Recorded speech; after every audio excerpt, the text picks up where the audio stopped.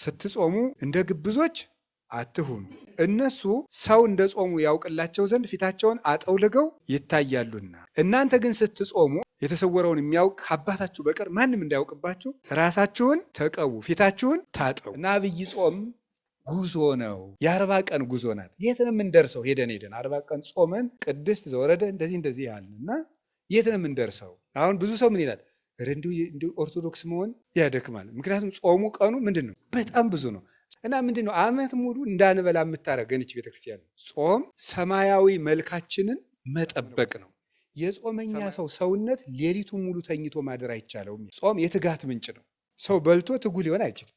ጾም የአርምሞ እህቷ ናት። አርምሞን ዝም ማለትን፣ መረጋጋትን፣ መስከንን የምታመጣው ጾም የጸሎት እናቷ ናት። ደግሞ የሚጾም ሰው ጸልይ ነው የሚያስብ። አይምሮ የተሳለ ነው። አንደበቱ ስል ነው። ልቡናው የተከናወነ ነው። ሐሳቡ ክት ነው። የእንባ ምንጭ ናት። ሁልጊዜ የሚበላ ሰው ማልቀስ አይችልም። የስጋን ፍትወት በሙሉ ጸጥ ታደርገዋለች። አርፈ ቁጭ በል ትለዋል። በቀን 1 ጊዜ የሚበላ ሰው መልአክ ነው። በቀን 2 ጊዜ የሚበላ ሰው ነው። በቀን 3 ጊዜ የሚበላ ሰው እንስሳ ነው። ከማይጾም ሰው ሰውነት አጋንንት ይሰበሰባሉ። የተጋድሎ ሁሉ መጀመሪያ ጾም ነው። ጾመ ነቢያትን ስንጾም ነቢያትን እናንተ ጽድቅ ፍለጋ ነው የተራባችሁ ነው። ሐዋርያትን ስንጾም እናንተ ተርባችሁ ያገኘታችሁን ጸጋ እግዚአብሔር ይስጠን ነው። አብይ ጾም ስንጾም ግን እግዚአብሔር ሰው ሆኖ የተራበው ራባችን ነው ለማለት ነው። አንተ ለእኛ ብለህ ተራብክ ተብሎ ለዚያ ረሃብ የምናሳየው የፍቅር ምልክት ነው እንጂ አብይ ጾምን ጾመን የእኛ ጾም ያጸድቀናል ማለታችን አይደለም። የእግዚአብሔር ረሃብ ድንቅ ነው። የሀብታም ልጅ ቢርባው እንኳን እንዲሁ ያሳዝናል። እንዲሁ ሁሉ እያለው እንላለን። እግዚአብሔር የተራበው ረሃብ ነው ይሄ ጾም። ሁሉ እያለው የተራቡትን አብልቷቸዋል። ለተጠሙት ውሃ አይደለም ወይንን ያጠጣቸው፣ በኋላ ሲብስ ደሙን ያጠጣ። ይህን የሚያደርግ እሱ ብቻ ነው። እሱ ሲራብ የማይደንቀው ሰው ምን አይነት ጭንቅላት ያለው? አንዳንድ ጊዜ በጎ እየሆንኩ ለምንድን ነው መራራ ነገር የሚገጥመኝ ልንል እንችላለን። በዝቅተኛ ኑሮም ልንኖር እንችላለን። መከራን በምስጋና መቀበል። ቡና ይጠጣል አይጠጣም፣ አሳ ይበላል አይበላም። ጾሙ በ14 ነው የሚገባ በ15። ቤተ ክርስቲያን የቤት ስራ ውስጥ ናት፣ መከራ ውስጥ ናት።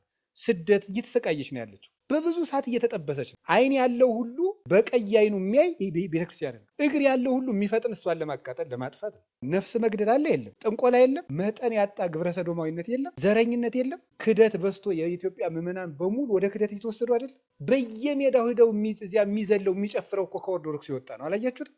ያ እየተወሰደ እኛ ቡና ይጠጣል አይጠጣም። በዚች ቤተክርስቲያን ላይ መከራ አንሷት ነው ወይ? ሀሳብ እያመጣን መከመር፣ ሀሳብ እየመጣን መከመር። ትልቅ ነገር እያለን፣ ትልልቅ ጉዳይ እያለብን፣ ትልቅ ዓላማ እያለን፣ ትልቅ ጉዞ እያለን ፊታችን ላይ ዘንዶ አፉን ከፍቶ እየጠበቀን በትንንሽ ነገሮች እየተባላን ቤቱን ማቁሰል፣ ቤቱን መፍታት።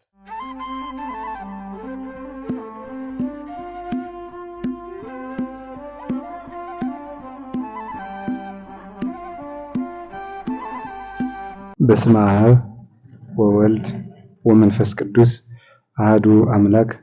በስመ አብ ወወልድ ወመንፈስ ቅዱስ አሐዱ አምላክ።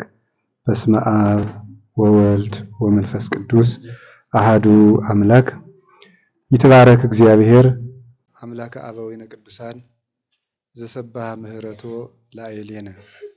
ምህረቱን ቸርነቱን ይቅርታውን በእኛ ላይ ያጸና ቅድመ ዓለም የነበረ ይህንን ዓለም በካህሊነቱ አከናውኖ የፈጠረ ዓለምን በቸርነቱ ብዛት ትንኝንስ እንኳ ሳይዘነጋ የሚመግብ ስጋችን ለብሶ ያዳነን ፈጣሪ ዓለማት መጋቢ ዓለማት እግዚእነ ኢየሱስ ክርስቶስ በሀብት ስቦ በረድኤት አቅርቦ በቅዱስ ቦታው ስለጠራን በጎውን ነገር ሁሉ ስላደረገልን በአእምሯችን አስበን ስለማንዘልቅ ቸርነቱ ሁሉ ከባሕሪ አባቱ ከአብ ከባሕሪ ሕይወቱ ከመንፈስ ቅዱስ ጋር አንድ ለምትሆን መንግስቱ ክብር ምስጋና ይድረሰው። የእናታችን የቅድስት ድንግል ማርያም የወላዲት አምላክ የቅዱሳን መላእክት የቅዱሳን ሐዋርያት የቅዱሳን ነቢያት የሰማዕታት የጻድቃን የደናግል የመነኮሳት ረድኤታቸው በረከታቸው ሁሉ በሁላችን ላይ ጸንታ ትኖር። የተከበሩ መምህራችን መምህር አባ ገብረ ሥላሴ የርዕሰ ገዳማት ወአድባራት ጣና ቅዱስ ቂርቆስ የአባቶችና የእናቶች አንድነት ገዳም አበምኔት፣ አባቶቻችን ካህናት፣ ወንድሞቻችን ዲያቆናት፣ አባቶች መነኮሳት፣ እናቶች መነኮሳያት፣ የጌታችን የመድኃኒታችን የኢየሱስ ክርስቶስ የድኅነት ቤተሰቦቹ ምእመናን አንድ አምላክ በሚሆን በአብ በወልድ በመንፈስ ቅዱስ ስም እንደምን ሰነበታችሁ? እንደምን ዋላችሁ? እንደምን አመሻችሁ? ቸርነት ገንዘቡ የሆነ ፈጣሪያችን ለዚህ ቀን ስላደረሰን ክብር ምስጋና ይግባው። ሁላችሁም እንኳን አደረሳችሁ። እግዚአብሔር እንደፈቀደ እንማማራለን። በመካከላችን ተገኝቶ እንዲያስተምረን ፈቃዱ ይሁንልን። እንደ እግዚአብሔር ፈቃድ ይሄ አብይ ጾም እስከሚያልቅ ድረስ አንድ ትምህርት እንማማራለን። ተከታታይ ትምህርት የምንማማረው ስለ አብይ ጾም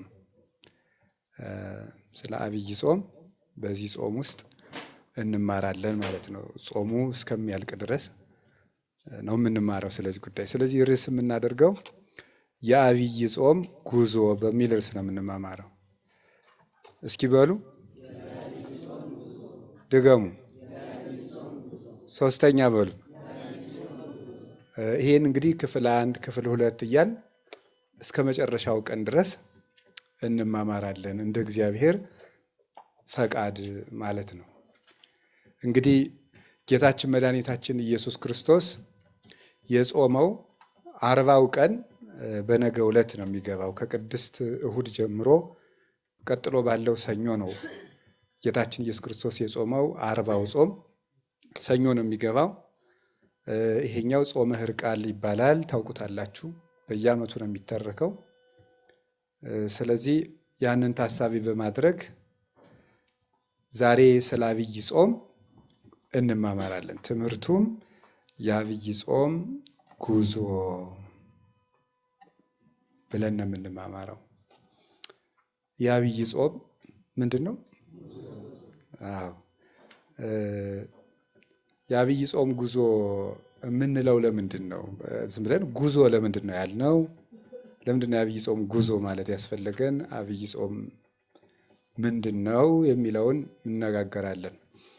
የአብይ ጾም ጉዞ ስንል ለምንድን ነው ይህንን ርዕስ የመረጥነው?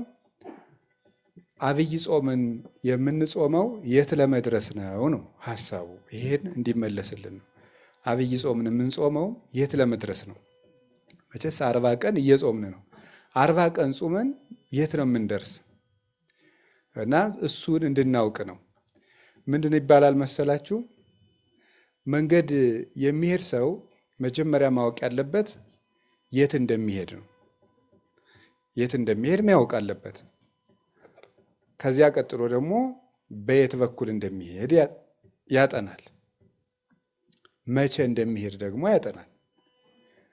እነዚህን ሶስቱን ሲያውቅ ደግሞ የት እንደሚሄድ፣ በየትኛው በኩል ቢሄድ እንደሚያዋጣው፣ መቼ መሄድ እንዳለበት ከወሰነ በኋላ ደግሞ እንዴት እንደሚሄድ ደግሞ ምን ይላል?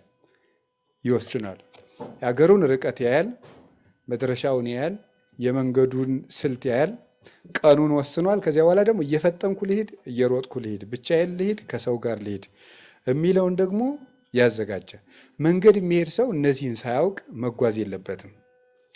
እና ምን ይላል መሰላችሁ? አንድ ጸሐፊ የተውሶ ቃል ለመናገር ይቅርታ እየጠየቅኩኝ፣ ሚኒንግለስ ጆርኒ ቱዋርድስ ሚኒንግለስ ኢንድ ይላል። ምን ማለት ይመስላችኋል? ትርጉም የሌለው ጉዞ ትርጉም የሌለውን መጨረሻ ያመጣል። ትርጉም የሌለው ጉዞ ትርጉም የሌለውን ምን ያመጣል? መጨረሻ ያመጣል። ወይም ደግሞ ትርጉም የሌለው ጉዞ መጨረሻውም ትርጉም የለውም። መጨረሻው የሚያምረው ጉዞ ሲታወቅ ነው። ያላወቁት መንገድ ካወቁት ሀገር አያደርስም። ካወቁት ሀገር የሚያደርሰው ባወቁት መንገድ ይሄዱ እንደሆነ ነው። የሚኬድም የምንሄድበት ዓላማ ሲሄድ ነው። ወይ ቃል እንሰጥ፣ ወይ ቃል እናመጣ፣ ወይ ልንኖር፣ ወይ ሰው ልናደርስ፣ ወይ የምናገኘው ነገር ሲኖር ነው። ዝም ብሎ መጓዝ የነፋስ ጉዞ ነው፣ ወይም የውሃ ጉዞ ነው። ውሃ ሂዶ ሂዶ ሂዶ ሂዶ ለራሱ የሚጠቀመው ነገር የለም።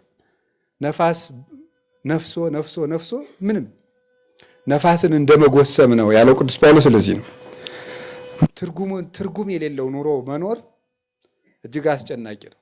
ስለዚህ ስንኖር ለምናደርገው ነገር ሁሉ ለምን እንደምናደርገው ግንዛቤም አይምሮም ዓላማም ሊኖረን ይገባል። አብይ ጾምም ዓላማ ያለው ጾም ነው። ለምንድን ነው የምንጾመው? ምንድነው? የት ነው የምንደርሰው? ጾመን የት ነው የምንደርሰው? ጾመን የት እንደርሳለን የሚለውን ስናውቀው የምንደርስበትን ስናውቅ አካሄዳችንም እናሳምራለን ማለት ነው። አብይ ጾምን ለምን ጉዞ አልከው ስትሉ ክርስትና በባህሪው ራሱ ምንድን ነው የሚባለው? መንገድ ነው አይደለም? ክርስትና መንገድ ይባላል። ጌታችን መድኃኒታችን ኢየሱስ ክርስቶስ ከተነሳ በኋላ የመጀመሪያዎቹ ክርስቲያኖች ሃይማኖታቸውን ምን እያሉ ነበር የሚጠሩት? መንገድ እያሉ ነበር የሚጠሩት። እና ሃይማኖት መንገድ ይባላል። ሃይማኖት ራሱ መንገድ ነው፣ ጉዞ ነው። በብሉይ ኪዳንም መንገድ እየተባለ ተጠርቷል። በሐዲስ ኪዳንም መንገድ እየተባለ ይጠራ ነበር። ለምሳሌ በብሉይ ኪዳን አንድ ሐሳብ ለማምጣት ትንቢተ ሆሴዕ ምዕራፍ 14 ቁጥር 9 ላይ እንዲህ የሚል ቃል አለ። እስመ ርቱዓት ፍናዊሁ ለእግዚአብሔር ጻድቃን ይሐውርወን ወኃጥአን ይስእንወን ይላል። የእግዚአብሔር መንገድ ቅን ነው፣ ጻድቃን ይሄዱባቸዋል፣ ኃጥአን ግን ይወድቁባቸዋል ይላል። የእግዚአብሔር መንገድ ያለው ሃይማኖትን ነው።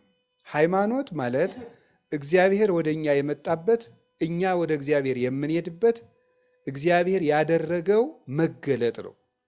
እግዚአብሔር ወደ ሰው ልጆች የቀረበው መቅረብ፣ የእግዚአብሔር ወደ እኛ መቅረብ፣ እኛን ወደ እሱ መሳቡ፣ እሱ ማንነቱን ለእኛ የገለጠው መግለጥ እርሱ ሃይማኖት ተብሎ ይጠራል። ስለዚህ ሃይማኖት ማለት ሰው ወደ እግዚአብሔር፣ እግዚአብሔር ወደ ሰው የሚመጣበት። እኛ ወደ እግዚአብሔር ከመሄዳችን በፊት እግዚአብሔር ወደ እኛ ነው የመጣው። ቀድሞ በጥንተ ፍጥረት እግዚአብሔርን በባህሪው ፈልጎ ሊያገኘው አይችልም፣ እግዚአብሔር ራሱን ካልገለጠ በቀር።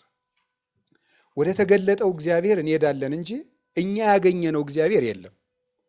ራሱን ወደ እኛ የገለጠ እግዚአብሔር ነው እንጂ ያለ ሰዎች ፈልገው ተመራምረው ያገኙት እግዚአብሔር የለም። ለምሳሌ አብርሃም እግዚአብሔርን አግኝቷል፣ ሙሴ ጸሊም እግዚአብሔርን አግኝቷል እንላለን። ያን የተገለጠውን እግዚአብሔር ነው ያገኘ። እግዚአብሔር የሰው ልጅ መሻት ነው የምትባል እንጂ እግዚአብሔር እንደ ዕቃ ተፈልጎ አይገኝም። መሻት ይኑረን ነው። ለይትፈሳህ ልብ ዘይሐስሶ ለእግዚአብሔር፣ እግዚአብሔርን በሕግ በአምልኮ የሚሻ ሰው ደስ ይበለው ተብሏል። እግዚአብሔርን እንፈልገዋለን። የምንፈልገው መሻታችን ነው እንጂ እንደ ዕቃ እግዚአብሔር እንደዚህ ተደርጎ እግዚአብሔር የሚባል አካል አገኘው እንደዚህ ያለ ነው እንደዚህ ያለ ነው የሚባል አይደለም። ራሱን ነው እግዚአብሔር ለሰው ልጆች የገለጠ። ያ የተገለጠው እግዚአብሔር ወደ እኛ ራሱን የገለጠበት መንገድ ሃይማኖት ይባላል። እኛ ደግሞ እሱን ያን የተገለጠውን እግዚአብሔር አንድነቱን ሶስትነቱን አምነን የምንሄድበት ደግሞ መንገድ እርሱ ደግሞ ሃይማኖት ይባላል። ስለሱ የተቀበልነውን እውነት ተቀብለን ወደ እሱ የምንሄድበት ጎዳና እሱ ሃይማኖት ይባላል። ጌታችን መድኃኒታችን ኢየሱስ ክርስቶስ ወደዚህ ዓለም ምን አለ ነው የተባለው? ብሉይ ኪዳን ላይ ራሱ እግዚአብሔር አመጋገቡ ሰዎችን ሲመግብ የመንገድ ስራ ነበር የሚሰራው አይደለም? እግዚአብሔር በገነት ምን ሲል ሰማ? አዳም ነው የሚለው ሲንቀሳቀስ ሰማ አይደለም የሚለው? እግዚአብሔር በገነት ሲንቀሳቀስ ሲያንኮሻኩሽ አዳም ሰማው ይላል። ከዚያ አብርሃም ላይ ስትደርሱ ምን በል ነው ያለው? ከዘመዶች ተለይተህ ምን በል ነው? ሂድ። መንገድ ነው አሁንም እግዚአብሔር የሚያሳየው ማለት ነው። መንገድ ነው የሚያሳየው። ወደ ግብፅ ምን አትበል አትሂድ፣ መንገድ ነው ይሄ። ያዕቆብ ከየት ወደ የት ነው ሄደው? ከከነዓን ወደ ሶሪያ ሄደ አይደለም? አሁንም ደግሞ ምንድን ነው ያለው እግዚአብሔር? ወደ ቤቴል ምንድን እንበል ነው ያለው? ተመለስ፣ ሂድ ነው የሚለው እግዚአብሔር ያዕቆብን። ከዚያ በኋላ ደግሞ ከወለደ በኋላ በሀገሩ መኖር ከጀመረ በኋላ ወደ ግብፅ ምን በል ነው ያለው? ሂድ፣ ወደ ግብፅ ውረድ። አሁንም ከግብፅ ወጡና የ40 ዓመቱ የእግዚአብሔርና የሰው ልጅ ግንኙነት የምን ግንኙነት ነበረ? የመንገድ ላይ ግንኙነት ነበረ። የመንገድ ላይ ግንኙነት ነበረ። ስለዚህ እግዚአብሔር የመንገድ አምላክ ነው ማለት ነው። እኛም መንገደኞች ነን ማለት ነው። እግዚአብሔር ደግሞ የመንገዳችን መሪ ነው። ስለዚህ ቅዱስ ዳዊት ምን አለ? ምርሃኒ እግዚኦ ፍኖተከ እንተ ባቲ አሐውር፣ አቤቱ የምሄድባትን መንገድ ምራኝ ብሎ ይጸልይ ነበር። አርት ፍኖቴ ወሁረቴ፣ መንገዶችን አቅናልኝ አካሄዴንም አሰማምርልኝ እያለ ይለምነው ነበረ። ስለዚህ አባቶቻችን ወደ እግዚአብሔር የይሄዱበት ነበር። አምላኬ አምላኬ ገይሳቤከ፣ አምላኬ ፈጣሪ ወደ አንተ ምን እላለሁ ነው እገሰግሳለሁ። ጸማት ነፍሴ ለከስ፣ ነፍሴ አንተን ተጠማች። ማይዜ እበጽሕ ወእሬ ገጾ ለአምላኬ፣ ደርሼ የፈጣሪን ፊት የማየው መቼ ነው? ጉዞ ነው። ወደ ሰማይ የሚደረግ ጉዞ፣ መቃተት፣ ናፍቆት ነው ሃይማኖት። ወደምንፈልጋት ወደ ነፍሳችን መዳረሻ ወደባችን ስለሆነ ከጥፋት አድኖ የሕይወት ወደብ ወደሚሆነን ወደ ክርስቶስ የሚደረግ ጉዞ ነው ሃይማኖት። ከዛ ጌታችን መድኃኒታችን ኢየሱስ ክርስቶስ ወደዚህ ዓለም ምን አለ? መጣ። ይሄው መንገድ ነው። ይሄም እኮ እግዚአብሔር ከሰማይ ወደ ምድር መጣ። መጣና እናቱ የወለደችው የት ላይ ነበር የወለደችው? መንገድ እየሄደች ነው የወለደችው። ቤተልሔም ላይ መንገድ ልትቆጠር ሄዳ እዚያ መንገድ ላይ ነው የተወለደ። እንደ ተወለደ ምንድን ነው ያደረገው? መንገድ ነው የጀመረው። ወዴት ነው የሄደው? ወደ ግብፅ ነው የሄደው። ከግብፅ ተመልሶ ወዴት ነው የሄደው? መንገድ ነው የሄደው። የት ነው የሄደው? ናዝሬት። በናዝሬት ሲያድግ ምን እያደረገ ነው ያደገ? እየሄደ ነው ያደገው። ከየት ወደ የት? ከገሊላ ወደ ናዝሬት ወደ ኢየሩሳሌም እየሄደ ነው ያደገው። በምድር ላይ አንሶ ሰው ውስተ ምድር አይደል ያለ ቅዱስ ኤፍሬም። በምድር ላይ ምን አለ ነው? ተመላለሰ ነው። ሊጠመቅ ምን አለ? ሆረ ኢየሱስም ገሊላ ሀበ ዮሐንስ፣ ሄደ። 40 ቀን ሲሞላው ሊጾም ወደ ምድረ በዳ ምን አለ? ሄደ። ተመልሶ ደቀ መዛሙርቱን ደግሞ የመንገድ ወግ ነው ያወጋቸው። ምንድን ነው ያደረገ? ና ምን በላይ ነው ትለወኒ፣ ምን በላይ ነው ያለው? ተከተለኝ ነው ያላቸው። መንገድ ነው ሃይማኖት። ክርስቶስን ማምለክ መንገድ ስለሆነ ደቀ መዛሙርቱን ሲመርጥ የመረጠበት ቃል ተከተለኝ የሚል ቃል ነበረ። ለጊዜው በእግር ፍጻሜው በግብር እያሉ አባቶቻችን እንደተረጎሙት። ከዚያ በኋላ ደግሞ መጨረሻ ላይ ምንድን ያደረገ? መስቀሉንም ተከተለኝ አለችው። ዘይፈቅድ ይትለወኒ ይጽላ ነፍሶ ያጥብ ወይ ጽሩ መስቀለ ሞቶ ወይ ትለወኒ። እኔን ሊከተለኝ የሚወድ ሰው ቢኖር ሰውነቱን ይጥላ፣ ራሱን ይካድ፣ ለሞት የሚያደርሰውን መስቀል መከራ መስቀል ተሸክሞ እኔን ይከተለኝ ነው ያለ። እኔን ይከተለኝ ማመን ክርስቶስን መከተል ነው፣ መንገድ ነው። ሲያስተምርም ምንድን ነው ያላቸው? እኔ ራሴ ምንድን ነበር ያላቸው? መንገድ ነኝ። አነ ውእቱ ፍኖተ ጽድቅ ወሕይወት፣ እኔ የሕይወት መንገድ ነኝ ነበር ያላቸው። ዮሐንስ 14:6 ሄደን ሄደን የምንደርሰው ስትለው ሕይወት እኔ ጋር ነው የምትደርሱት። እንዲህ ያለ መሆኑ ማረጋገጫ እውነት ምንድን ነው ስለው እኔ ራሴ ምንድን ነኝ አላቸው? እውነት። በየት አድርገን ነው የምንሄደው? በእኔ እኔ መንገድ ነኝ ብሎ መለሰ። ከዚያ በኋላ ቅዱሳን ሐዋርያትን ከዚያ በኋላ ከቀራኔዮ ከሊጦስጠራ ወደ ቀራኔዮ መስቀል ተሸክሞ ምን አለ? ሄደ። ተነስቶ ደግሞ ወደ ኤማሆስ ከደቀ መዛሙርቱ ጋር ምን አደረገ? ሄደ። ከትንሣኤ በኋላ ወዴት ሄደ? ወደ ሰማይ አረገ። ከዚያ ተመልሶ ምን ያደርጋል? ይመጣል። መንገድ ነው ሁሉ እኮ። እመጽእ ካዕበ ወነሣእክሙ ከመ ታህልዉ አንትሙሂ ሀበ ሀሎኩ አነ። ተመልሼ እመጣለሁ እናንተም እኔ ባለሁበት ትኖሩ ዘንድ እወስዳችኋለሁ። ስለዚህ ይወስደናል። መወሰድ መጨረሻችን መወሰድ ነው፣ መሄድ ነው። እዚያ በኋላ ከሱ መድረስ ነው። እና በዚህ ዓለም ላይ ስንኖር ምን እያረግን ነው ካላችሁ፣ እየሄድን ነው። እየሄድን ነው። ኑሮ ራሱ መንገድ ነው። ምን እያደረግን ነው? ወዴት ነው እየሄድን ያለ ነው? እግዚአብሔር ወይ ወደ ሞት ወደ ሕይወት ነው፣ ወይ ወደ ሕይወት ነው። ከፈቀደልን ወደ እሱ ነው። ካቃተን ደግሞ እንጂ እሱ ያውቃል። እና ቅዱስ ጳውሎስ ራሱ ምንድን ነው ያለው? ወደ ክርስቶስ ልሄድ ምን እላለሁ ነው? እናፍቃለሁ። ልሄድ እናፍቅ። መሞት ራሱ መንገድ ነው።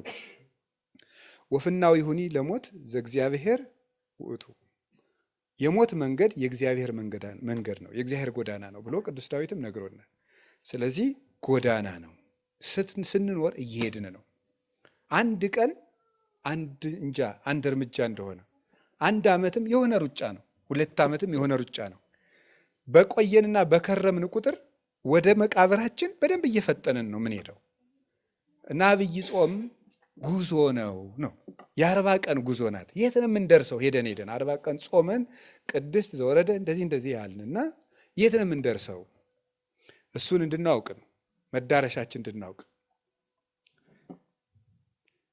ሰው መንገደኛ ነው ሲባል እንግዲህ ምን ማለት ነው? ምን ማለት ገባችሁ አይደል? ሰው መንገደኛ ነው ማለት ምን ማለት ነው?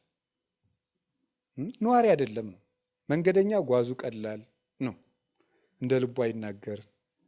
ምክንያቱም መንገደኛ ነው። እንግዳው ናቸው። ሰው ቤት ሄዳችሁ እንደ ልባችሁ ትናገራላችሁ?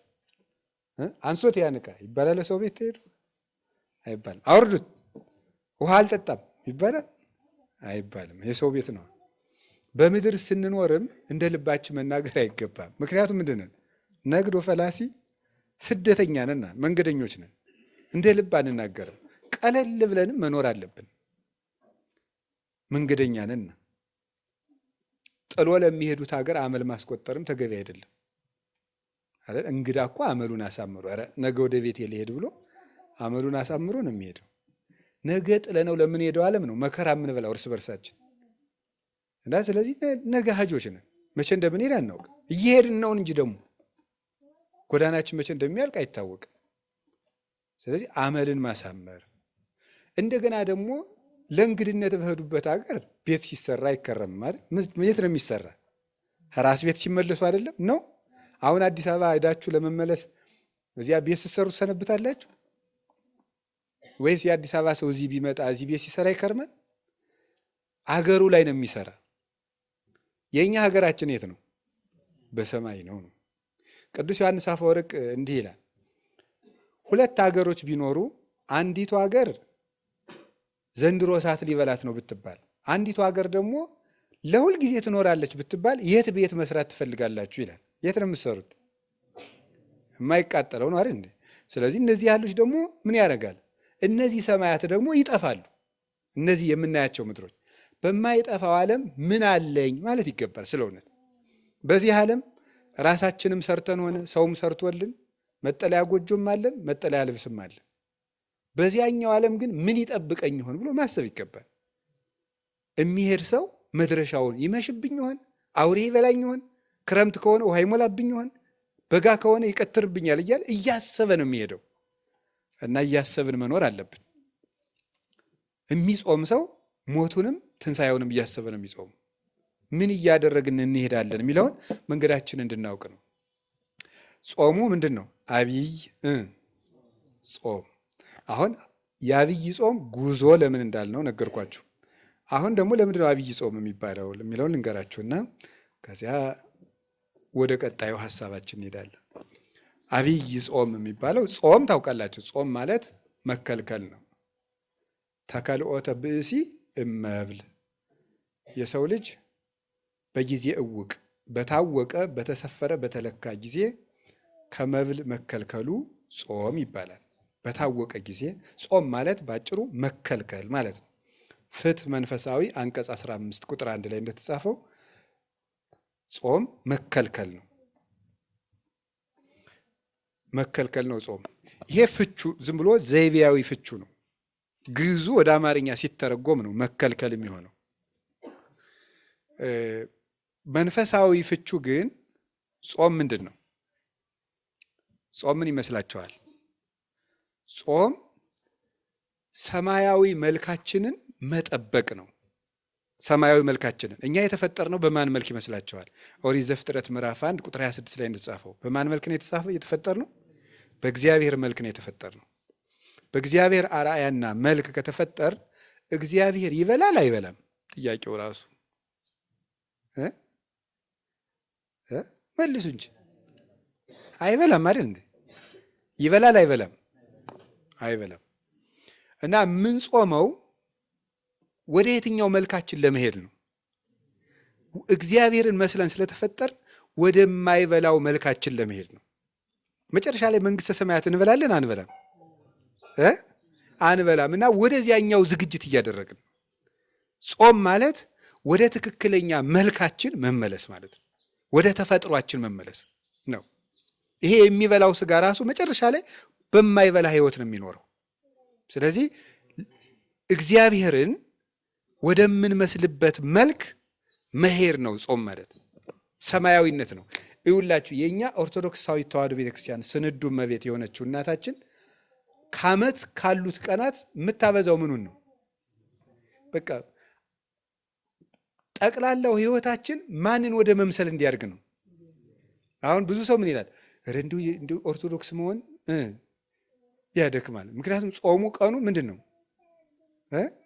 በጣም ብዙ ነው። እስኪ አብይ ጾም 55፣ እሺ ጾመ ሐዋርያት 40 እስኪ እናድርገው። እሺ በሉ ደግሞ 95፣ ጾመ ነቢያት 44፣ 139 መጣ። ፍልሰት 16፣ ነነዌ 3፣ እሺ ዓርብ ረቡዕ 52 ነው የሚመጣ 52 አማል ግን የሚቀነስ ይኖራል። እስቲ 52 እናድርገው ዝም ብለን 52 ሳምንት ነው አመቱ። ስንት ይመጣል? አዎ ይሄን ያህል ጾም አላት ከአመቱ ማለት ነው። እና ምንድነው አመት ሙሉ እንዳንበላ የምታረገን እች ቤተክርስቲያን ነው። የለም ልጆች የሚሻላችሁ ማንን ብትመስሉ ነው? ፈጣሪያችሁን ብትመስሉ ነው። ይሄማ መብላቱ የማን ነው? የበሬ ነው። የበሬ የአህያ የፈረስ ነው። እግዚአብሔርን ብትመስሉ ነው የሚሻላችሁ። እንዲያው ለመቆም እንስሳነቱንም አንዳንድ ጊዜ ምን አድርጉት ነው ብሉ፣ እየዋላችሁ ብሉ። መች ይሄ እንስሳው ጠባያችሁ ካልቆመ መላካዊ ጠባያችሁ ስለማይሆንለት እየዋላችሁ ብሉ፣ እየጾማችሁ ብሉ። ግን እግዚአብሔርን መምሰላችሁ ቢበዛ ይሻላል ብላ ነው። በሰማይ መብላት መጠጣት የለም። ይቺ ቤተክርስቲያን ሰማያዊት ቤተክርስቲያን ስለሆነ የሰማዩን ኑሮ ነው እዚህ ውስጥ የምታለማመደን። በሰማይ ሄደን የምንኖረው ኑሮ መብል እንዲያውም ካገኘነው ዘንድ እናጥረገርገዋለን እንጂ እኔንም ጨምሮ ምን ነው ባይኖር ኖሮ በእውነት መከራ ወንድሜ፣ ምግብ ባይኖር የሁሉ ጦርነት ራሱ ይኖራል እንዴ? ምግብ ባይኖር። ነገር ግን የሰው ልጅ ኩራተኛ ነው እንጂ በኩራትም ሊጣላ ይችላል። ምግብ ነው የሁሉ መከራ የሚያመጣው። በሽታ ቢመጣ በምግብ ለኩላሊት ጥሩ ነው የተባለው ምግብ ለጨጓራ ክፉ ይሆናል። ለጨጓራ ጥሩ ነው የተባለው ለልብ ክፉ ይሆናል። መከራ የሆነ ነገር ነው በዚህ ዓለም መኖር። እና ለምንድን ነው ግን ቤተክርስቲያን እንዲህ የምታደርገው ሲባል መልአካዊ ህይወት እና ቅዱስ ወግሪስ ሲናገር ምን ይናገራል? በቀን 1 ጊዜ የሚበላ ሰው መልአክ ነው። በቀን 2 ጊዜ የሚበላ ሰው ሰው ነው። በቀን 3 ጊዜ የሚበላ ሰው እንስሳ ነው ይላል። በቀን 1 ጊዜ የሚበላ ምንድን ነው? መልአክ ይበላል አይደለም? መልአክ ይበላል እንዴ? በቀን 1 ጊዜስ ምንድን ነው? አብዛኛው ህይወቱ ወደ ምን ያደላ ነው ማለቱ ነው? ወደ መልአካዊ ህይወት ያደላ ነው። በቀን 1 ጊዜ የሚበላ መልአክ ነው። 2 ጊዜ የሚበላስ ተመስገን። 3 ጊዜ የሚበላውስ እንስሳ ነው። ወደ እንስሳነት እየወረድ ነው። ከ3 ጊዜ ወደ 2 ጊዜ ስትቀንሰው ሰው ትሆናለህ። ወደ 1 ጊዜ ሲያመጡት ደግሞ አባቶቻችን የሚኖሩት በገዳም ዘግተው ትርምት እያዙ የሚኖሩት ደግሞ እነሱ ምን ይሆናሉ? መልአክ ይሆናሉ ማለት ነው። መልአክ ይሆናሉ። ጾም ማለት ይሄ ነው። ጾም የሚጾም ሰው ስጋሁ ለጸዋሚ ኢይትከሃሎ ከመ ይኑም ኩላ ሌሊተ ፊልክስዩስ ሲናገር መጽሐፍ መነኮሳት የጾመኛ ሰው ሰውነት ሌሊቱን ሙሉ ተኝቶ ማደር አይቻለውም ይላል። ጾም የትጋት ምንጭ ነው። ትጋት የሚገኘው ከጾም ነው። ሰው በልቶ ትጉ ሊሆን አይችልም። እንዲያውም በጣም ምን ያደርጋል መሰላችሁ? ሰው ሲበላ ምንድን ነው የሚያደርገው? ሰውነት አይምሮ ጭምር ምግብ በመፍጨት እንደሚሳተፍ ታውቃላችሁ አይደል? ልብም ጭምር አይምሮም ጭምር ይሳተፋል። እና ጭንቅላት ይሄ አይምሯችን አስተዳዳሪ ነው። ያው እንደ አበምኔታችን ማለት ነው። ጭንቅላት ምንድን ነው? አስተዳዳሪ ነው። ማንን የሚያስተዳድር? እጅን፣ እግርን፣ ኩላሊትን፣ ሳምባን፣ አጠቃላይ ሰውነትን ማን የሚያስተዳድር? ይሄን የሚያስተዳድረው። እና ሆድ የምን አካል ነው? አንድ ግዛቱ ነው። የማን? የጭንቅላት። እና ምግብ አጥብቆ ሲሰጠው ምግብ መፍጨት በግዛቱ ውስጥ በጣም ከፍተኛ ስራ ስለሆነ እዚያ ላይ ይጠመዳል። እዚያ ላይ ሲጠመድ ማሰብ አይችልም ነው። ማሰብ አይችልም። ምክንያቱም ያንን ግዛቱን በማስከበር ተጠምዷል ማለት። ያን በማስፈጨት ባይድ ነገር ስለተከመረበት እሱን ነገር ስፍራ እስከሚያይዝ ጓዙን ስፍራ እስኪያስይዘው የማሰብ አቅም ያጣል። እና ለዚህ ነው የማይጾም ሰው ሀሳቡ ቅርብ ነው። ምንም በቃ ዝም ብሎ እቅዱም ቅርብ ነው። እና እንቅልፉ መከራ ነው። ስለዚህ ምን ይላል? አእምሮ ሰውነትን ማንቃት አንድ ስራ ይሆንበታል። ምግቡን ደግሞ ትእዛዝ ሰጥቶ ማስፈጨት አንድ ስራ ይሆንበታል። ስለዚህ ምን ያደርጋል? ሰውየውን ተኛ፣ ቆይ ምግቡን ልፍጨው ይልና ምን ያደርገዋል? አስተኝቶ ይፈጫል ማለት ነው። ሰውየውን ያስተኛና ምግቡን ስለሚፈጭ ሰውየው በዛ ጊዜ መነሳት ያቅተዋል ማለት ነው። እና የጾመኛ ሰው ሰውነት ንቁ ነው ይላል። ጾም እማ ለጸሎት እህታ ለአርምሞ ወጥንት ለኩሉ ገር ሰናይ። የጸሎት ማር ይስሐቅ ሲናገር ደግሞ ጾም ምንድን ናት ያለ? የአርምሞ ምኗ ናት? እህቷ ናት ይላል። ታላቅ እህቷ ናት። አርምሞን ዝም ማለትን፣ መረጋጋትን፣ መስከንን የምታመጣው ማናት? ጾም። እማ ለምን? ለጸሎት። የጸሎት እናቷ ናት። ደግሞ ጸሎትን የምትወልዳት ማናት? ጾም ናት። የሚጾም ሰው ጸልይ ጸልይ ጸልይ ጸልይ ጸልይ ነው የሚያሰኘው። አይምሮ የተሳለ ነው። አንደበቱ ስል ነው። ልቡናው የተከናወነ ነው። ሀሳቡ ክት ነው። ስለዚህ የጸሎት እናት ናት። ነቃ ለአንብ የእንባ ምንጭ ናት። ሁልጊዜ የሚበላ ሰው ማልቀስ አይችልም። በነገራችን የሚጾም ሰው ነው። አሁን ከዓለም እኮ ተቃራኒ ነው። የዚህ ዓለም ነገር እኮ እና ክርስትና እንደተቃረኑ ነው የሚኖሩት። አሁን ካልጠጣህ የትኛውን ውሃ ታነባዋለህ ነው አይደል የሚለው። በሳይንስ ቢሆን ኑሮ ብናዋጋ ያልጠጣኸውን የት እንባ ይመጣል ነው። እንዲሁም ቅዱሳን ሲበቁ ውሃ ወደ አለመጠጣት ሲሄዱ እንባቸውን ያደርጋል እያጸርው ይይዙ ነው እኮ የሚለው። እንባቸው ፈጽሞ የማይቆም ነው የሚሆነው እንደ ሰኗ፣ ለዚያውም አይን የማይቆጠቁጥ ያለ ስስት የሚወርድ እንባ ነው የሚኖራቸው። የእነ አቡነ ገብረ መንፈስ ቅዱስ፣ የእነ አቡነ ተክለ ሃይማኖት፣ የእነዚህ ከዋክብት እንባቸው ምንጭ ነው። የክርስቶስን ሕማም እያሰቡ ማለት ነው። የእንባ ምንጭ፣ የጸሎት እናት፣ የአርምሞ እህቷ ማናት? የጥንት የገድል የተጋድሎ ሁሉ መጀመሪያ ጾም ነው። የተጋድሎ ሙሴ 40 ዓመት ህዝብን የመምራትን ገድል የጀመረው ምን በማድረግ ነበር? በመጾም ነው የጀመረው። ክርስቶስ ራሱ መድኃኒታችን ኢየሱስ ክርስቶስ ዓለምን የማስተማር ገድልን የጀመረ ምን አድርጎ ነው? መጀመሪያ ጾሞ ነው። ሁሉ ነገር ተጾሞ ይጀመራል። ክርስትና ስንነሳ ቅዳሴውን የጀመርነው ምን አድርገን ነበረ? ጾመን ነው የጀመረው። ቅዳሴ ከተገባበት ጀምሮ እስከምንቆርበት ሰዓት እኮ ሕፃናት ይጾማሉ። ታውቃለች? ይጾማሉ። ጌታቸው ተጠምቆ ምን አድርጓል? ጾሟል። እነሱም የእናታቸውን ጾም ቅዳሴ እስኪያበቃ ይጾማል። እየተሳተፉ ነው። የፈለገ ቢያለቅሱ ጡት አይሰጥም። ቅዳሴያን መጾም አለባቸው። ጾመን የጀመርነው ጋብቻ የሚያገቡ ሰዎች በጾም ነው ትዳራቸውን የሚጀምሩት። ተበበሩ ሰርጉ ከተፈጸመበት ቀን ጀምሮ ተክሊል ይፈጸምና ተክሊል ከተፈጸመ በጋራ ከቆረቡ በኋላ በተክሊልም ካልሆነ በቁርባን የሚጋቡም ከሆነ ድንግልና የሌላቸው በቁርባን ካገቡ በኋላ 40 ቀን የመጾም ግዴታ አለባቸው። ትዳር ለምን? ገርል ነዋ። ገርል እኮ ነው። ማረፊያ አይደለም፣ ድግስ ቤት አይደለም፣ ገርል ነው። እንኳን ከሰው ጋር ብቻን መኖር ከባድ ነው አይደል? ሰው እኮ ሲያገባ ከቀላል ወደ ከባድ ነው፣ ከከባድ ወደ ቀላል ነው የሚሄደው። ከቀላል ወደ ከባድ ነው የሚሄደው። ሌላ ሰው ጋር ጨምሮ እንዲያ ማለት ማለት የሌላ ሰው ጭምር ሀሳብ። ድሮ እንዳሰብክ ትተኛለህ፣ እንዳሰብክ ትበላለህ፣ እንዳሰብክ ትተኛለህ፣ እንዳሰብክ ትነሳለህ። ሰው ስትጨምር ግን እንዳሰብክ የት ነው የምትሄድ? ጠያቂ አለህ ማለት ነው። አለቃ አለህ፣ ተቆጣጣሪ። ስለዚህ ገርል ነው ትዳር፣ ገርል ነው። ገርሉን የምትጀምረው ጾመህ ነው። 40 ቀን ይጾማል። አሁን ብዙ ትዳር ፍቅር የሌለው ከንቱ ትዳር የሆነበት ምክንያት እንደተጋቡ አይጾሙም። ስለዚህ ረድኤተ እግዚአብሔር ይለያቸዋል ማለት ነው። 40 ቀን ግን ከተጋቡባት ቀን ጀምሮ 40 ቀን ይጾሙና በ40ኛዋ ቀን ስጋው ደግሞ እንደገና ተቀብለው ሰርግ ይደረጋል። መደገስ ይችላል፣ አለመደገስ ይችላል። ምክንያቱም ክርስቶስ 40 ቀን ከጾመ በኋላ የት ተገኘ? ሰርግ ቤት ውስጥ ተገኘ ማለት ነው። ስለዚህ እሱም ገርል ነው። ምንኩስና ምንድን ነው? ገርል ነው አይደለም? ገርል ዋናው ገርል። ምንኩስና የሚጀመረው ምን ተደርጎ ነው? ተጾሞ ነው። አንድ ሰው ከመነኮሰ በኋላ ስንት ቀን ይጾማል? ከመነኮሰበት ቀን ጀምሮ 40 ቀን ይጾማል። 40 ቀን ለዚያውም ልብሱን ሳያወልቅ ሰውነቱን ሳይታጠብ። እንዲያውም አብዛኛው የመነኩሴ መከራ ያለች 40 ቀኗ ውስጥ ናት። ስቃይ የሆነም ፈተና ማለት ነው። ጠቅላላ የዲያብሎስ ጦርነት የሚከፈተው እዚህ 40 ቀን ውስጥ ነው። አሁን ይህን ማስረዳት አይቻልም። የመነኮሰ ብቻ ነው የሚያውቀው። ብቻ እንዳለው ማሳወቅ ግን ጥሩ ነው። አለው ብቻ ማለት ዝም ብሎ ማለት ምን ያህል ነው መጠኑ? መንኩሳችሁ ወቁት አልላችሁ ነገር። እሱም በጾም ነው የሚጀምረው። ክህነት ሲሰጥ በጾም ነው የሚጀምረው። አሁን ይኑር አለ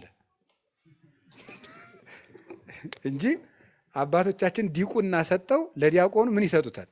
ጾም ይሰጣል። ቅስና ሰጠው ለቄሱ ምን ይሰጡታል? ጾም። ክህነት ገድል ነው። ለሱም ጾም ይሰጣል። ሁሉም በጾም ነው የሚጀመረው። ለምን? መዳረሻችን ጾም ነው። መንግስተ ሰማያት ውስጥ የጾም ኑሮ ነው፣ ያለ መብላት ኑሮ ነው። በጾም የተጀመረው በጾም ወደሚኖርበት ህይወት ያደርሳልና ጾም ማለት እንደዚህ ያለ ነው። ጾም ትፌውስ ቁስለ ነፍስ ይላል ደግሞ ቅዱስ ያሬድ። ጾም የነፍስን ቁስል ምን ታደርጋለች? ትፈውሳለች። ወታጸምም ፍቶታተ ኩሉ ዘስጋ፣ የስጋን ፍቶት በሙሉ ጸጥ ታደርገዋለች። አርፈ ቁጭ በል ትለዋለች። ማናት እንዲያ የምታደርገው? ጾም። የነፍስን ቁስሏን የምትፈውሳት ጾም ናት ተብሏል። እንግዲህ ፈውስ ነው፣ ምንጭ ነው ብያቸዋለሁ። መላካዊ ህይወት ነው፣ እግዚአብሔርን የሚያስመስል ህይወት ነው፣ የመንግስተ ሰማያት ኑሮ ነው ጾም። ለዚህ ነው የምንጾመው። ፍኖተ ክርስቶስም ነው፣ የገድል መነሻም ነው፣ የጸሎት ምንጭም ነው። አጋንንትም አይወዱም። ልንገራችሁ፣ አንድ ሰው ገበታ አለ። ገበታው ውስጥ ውሃ እርጥብ ሲሆን ነው ደረቅ ሲሆን ነው ትንኝ የሚመጣው? እርጥብ ሲሆን ነው አይደለም? አዎ እርጥብ ሲሆን ነው። እንደዚህ ሁሉ ከማይጾም ሰው ሰውነት ማን ይሰበሰባል? አጋንንት ይሰበሰባሉ። አጋንንትን ዝንብ ወይም ትንኝ አድርጓቸው ይሰበሰባሉ። ከደረቁ አይሰበሰቡም። አጋንንት ከበው የሚያስጨንቁት የማይጾምን ሰው ነው። የሚጾምን ሰው አይፈትንም ማለት እንዳልሆነ ሁሉ ማለት ነው። እሱ ራሱን የቻለ ጎዳና አለ። ስለዚህ ያስጨንቃሉ። ጥያቄ፣ እሳት እየነደደ እንጨት ብንጨምርበት እሳቱ ምን ያደርጋል? ይጨምራል። እንጨቱን ወጣ ብናደርገውስ ይጠፋል እንዲህ እሳቱ? አዎ። እንጨት ምንድን ነው? ምግብ። እሳት ምንድን ነው? እንደዚያ ነው። ስለዚህ እንጨቱን ወጣ ስናደርገው እሳቱ ምን ያደርጋል? ይጠፋል ነው። ጾም ታጸምም የተባለ ለዚህ ነው። ጨጭ ነው የምታደርገው፣ እረፍ የምትለው እንጨቱን መቀነስ ነው። ይሄ ነው ጾም። ከዚያ አብይ ጾም እንፈታ ነው። አብይ ጾም ደግሞ ታላቅ ጾም፣ ከጾም ደግሞ በላይ ታላቅ ጾም የተባለው ጾም ነው። ይሄ ለምንድን ነው አብይ ጾም ታላቅ ጾም የተባለው የሚለው? እንግዲህ አብይ ማለት ታላቅ ማለት ነው። ጾም ነው፣ ፈታ ነው። ጾም ማለት ይሄ ነው ብለናል። አብይ ጾም ታላቅ ጾም ነው። ለምንድን ነው ታላቅ ጾም የተባለው? የመጀመሪያው የጾመው ምንድን ነው? አብይ እግዚአብሔር ነው የጾመው። አብይ እግዚአብሔር መዝሙር 145 ቁጥር 5 ላይ መዝሙር 146 ቁጥር 5 ላይ አብይ እግዚአብሔር ወአብይ ኃይሉ ወአልቦ ሁልቁ ለጥበቢሁ ይላል። እግዚአብሔር ታላቅ ነው፣ ኃይሉም ታላቅ ነው፣ ለጥበቡም ቁጥር ስፍር የለውም ይላል። እግዚአብሔር ታላቅ ነው፣ ኃይሉም ታላቅ ነው፣ ለጥበቡም ቁጥር ስፍር የለውም። እግዚአብሔር ታላቅ ነው፣ አብ ነው። ኃይሉም ታላቅ ነው፣ ወልድ ነው። ለጥበቡም ቁጥር ስፍር የለውም፣ መንፈስ ቅዱስ ነው። ስለዚህ እግዚአብሔር ታላቅ ነው፣ ኃይሉ ታላቅ ነው ሲባል ክርስቶስ የእግዚአብሔር ኃይል ይባላል።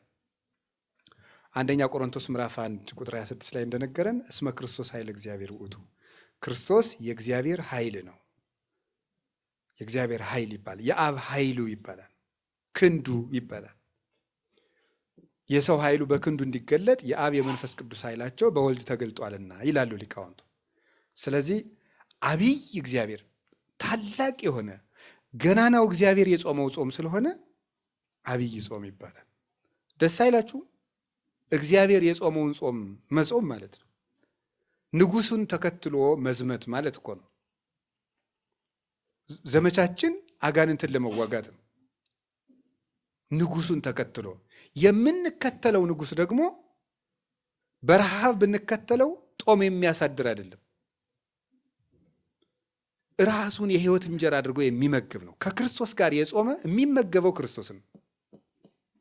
ከክርስቶስ ጋር የጾመ ሰው ስለዚህ ገናና ጾም የሚያሰኘው የምንጠግብበት ነው። የምንጠግበው ክርስቶስን ነው።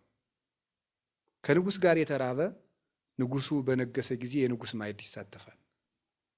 ከክርስቶስ ጋር የተራበ ሰው ክርስቶስን መመገብ ይችላል። ይሄ ጾም የምንራበው ከክርስቶስ ጋር ነው።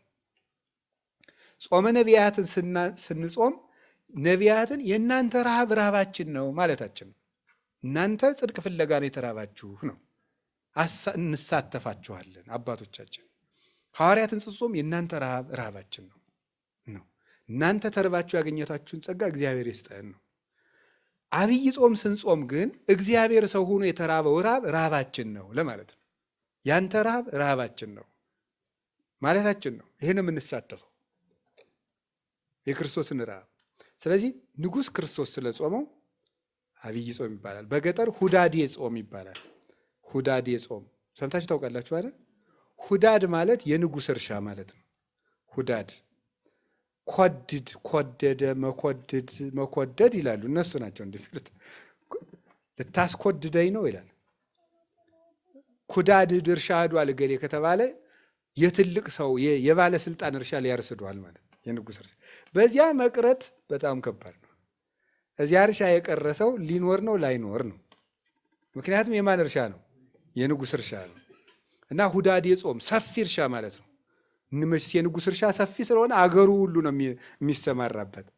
ይሄ የንጉሥ ክርስቶስ እርሻ ነው። ይሄ ጾም ንጉሥ ክርስቶስ የጾመው ሰው ሁሉ ለንጉሱ የሚገብረው ከንጉሱ እርሻ በመገኘት ነው። ለክርስቶስ ፈቃዳችን የምንገብርበት ጾም ነው። ይሄ ለራሱ ለንጉሱ ለክርስቶስ ለንጉሱ በዚህ ሰፊነቱ 55 ነው። በዚህ ተገኝተን ፈቃዳችን ለክርስቶስ የምንገብርበት ነው። በነገራችሁ ላይ ስነ ምግባር አንድ ሊቅ ሲናገር ስለ ምንኩስና ሲናገር ምን ይላል? ምንኩስና ለመለኮታዊ ፍቅር የምናደርገው ሪያክሽን ነው ይላል። ማለት ምልክት ነው፣ መልስ እንደማለት ነው። አንዳንድ ቃል ስለማይገልጽ ነው ዝም ብዬ እንዳለማመጣው ማለት ነው። ግን ድሃ በሆነ ቋንቋ እያርኩት ነው። ምንኩስና ለመለኮታዊ ፍቅር የምናሳየው ግብረ መልስ። ጥሩ አድርገህ ገልጸዋል። ለመለኮታዊ ፍቅር አንተ ለእኛ እንዲሆንክልን እኛም ለአንተ አንተን ፍለጋ እንዲንሆናለን እንደማለት።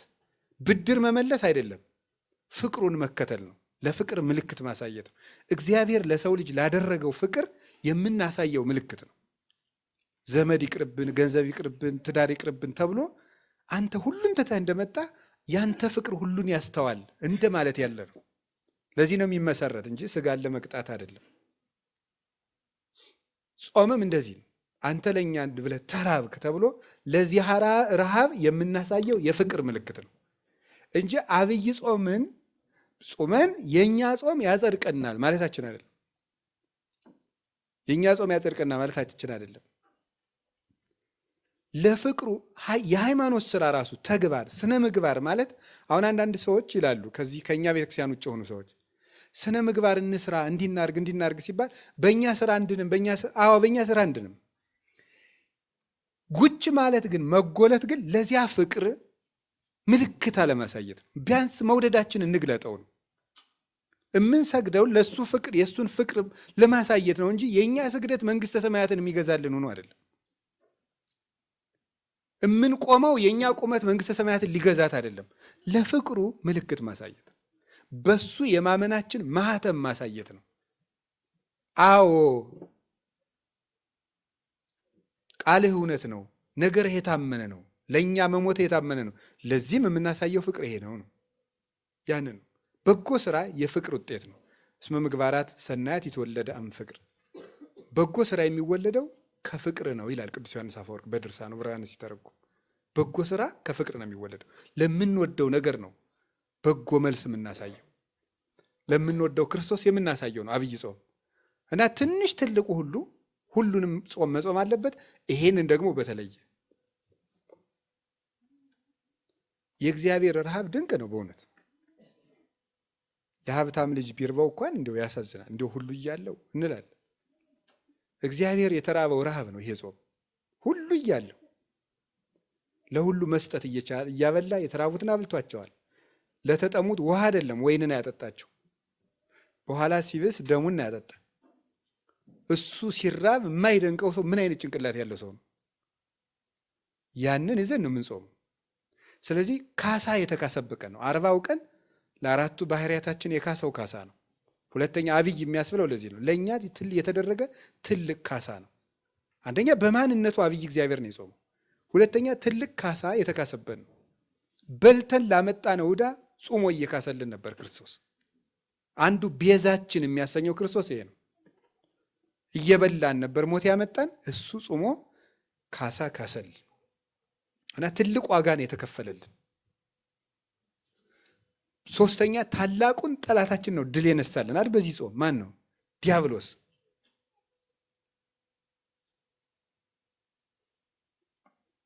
እምደ ጸላኢ ዘአልቦ ምህረት ያለው ቅዱስ ኤፍሬም ምህረት የሌለውን ጠላታችን ነው የቀጠቀጠልን።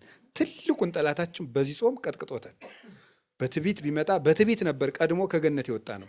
በትህትና አድርጎ በስስታችን ነበር ሔዋንን ዋፍተዋ ለሔዋን ቢ የሚያደርግ ስስት ነበረ ገነቱ ነበር። እሱን አጠፋው። የሌላትን ገንዘብ መመኘት፣ የሌላትን አምላክነት መመኘት ፍቅረ ነዋይ የነበረባት ሔዋን የሰጣትን ትታ ያልሰጣትን። ሶስቱም አዳምና ሔዋን ሞትን ያገቡባቸው መስመሮች ነበሩ። ጌታ በ40 ጾም የተፈተናቸው እነዚያን ነው ያጠፋልን። የኃጢአትን ስሩን ያደረቀበት ጾም ነው ይሄ ጾም።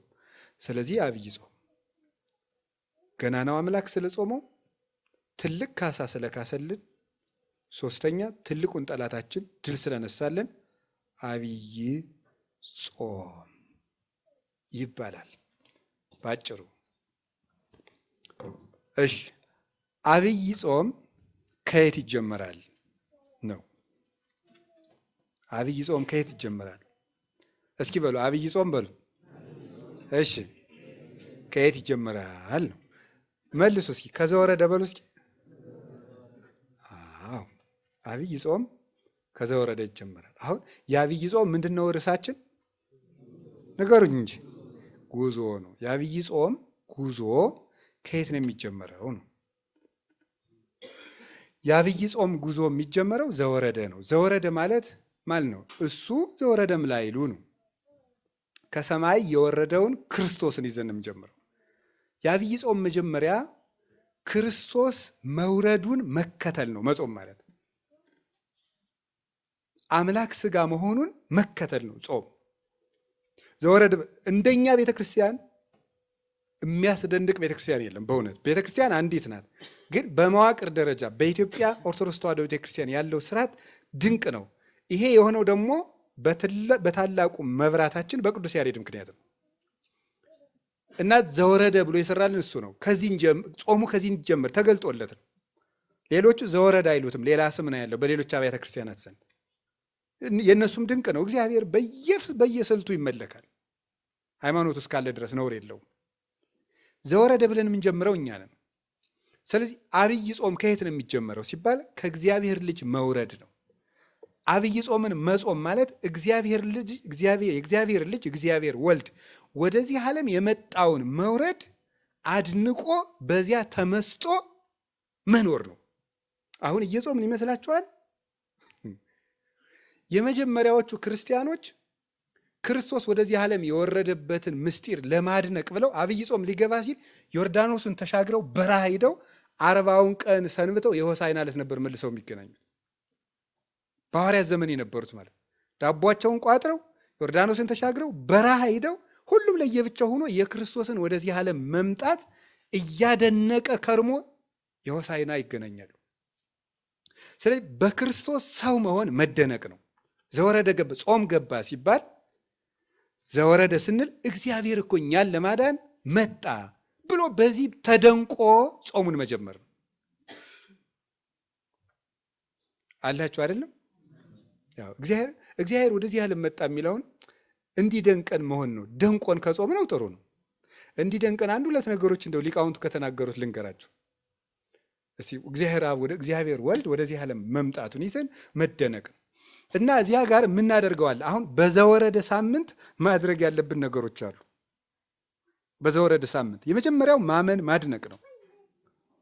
የምናደንቀው ሰው ሆኖ ወደዚህ ዓለም የመጣበትን ምስጢር ነው። ቅዱስ ዳዊት ምን ብሎ ነበር የተናገረው? አጽነነ ሰማያተ ወረደ ነው ብሎ ነው የተናገረው። የሚያስደንቅ ነገር ነው። ለምንድን ነው ሰማይን ዝቅ ዝቅ አድርጎ መጣ የሚለው? እስኪ በሉ።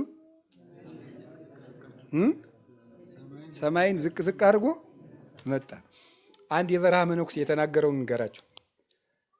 ለሰው ልጅ ደግሞ ትሕትና ምንድን ነው አለ። እኔ በጣም ነው የሚደንቀኝ የዚህ መነኩሴ ንግግር ስሰማ። ለሰው ልጅ ትሕትና አይገባውም። ለሰው ልጅ የሚገባው አቅሙን ማወቅ ነው ይላል። ምክንያቱም አፈር ትሕትና የለውምና ይላል። ምክንያቱም አፈር መጀመሪያ ምን ያደርገ ነው? የወደቀ ነው። አፈር ወዴት ዝቅ ይላል? ትቢያ አይደለ? አንተ የተፈጠርከው ከምንድን ነው? ከአፈር ነው። አንተ ትሁት ልትባል አይገባም። አንተ አቅምህን ነው ማወቅ ያለብህ። ትሁት ሊባል የሚገባው ማን ነው? ክርስቶስ ነው።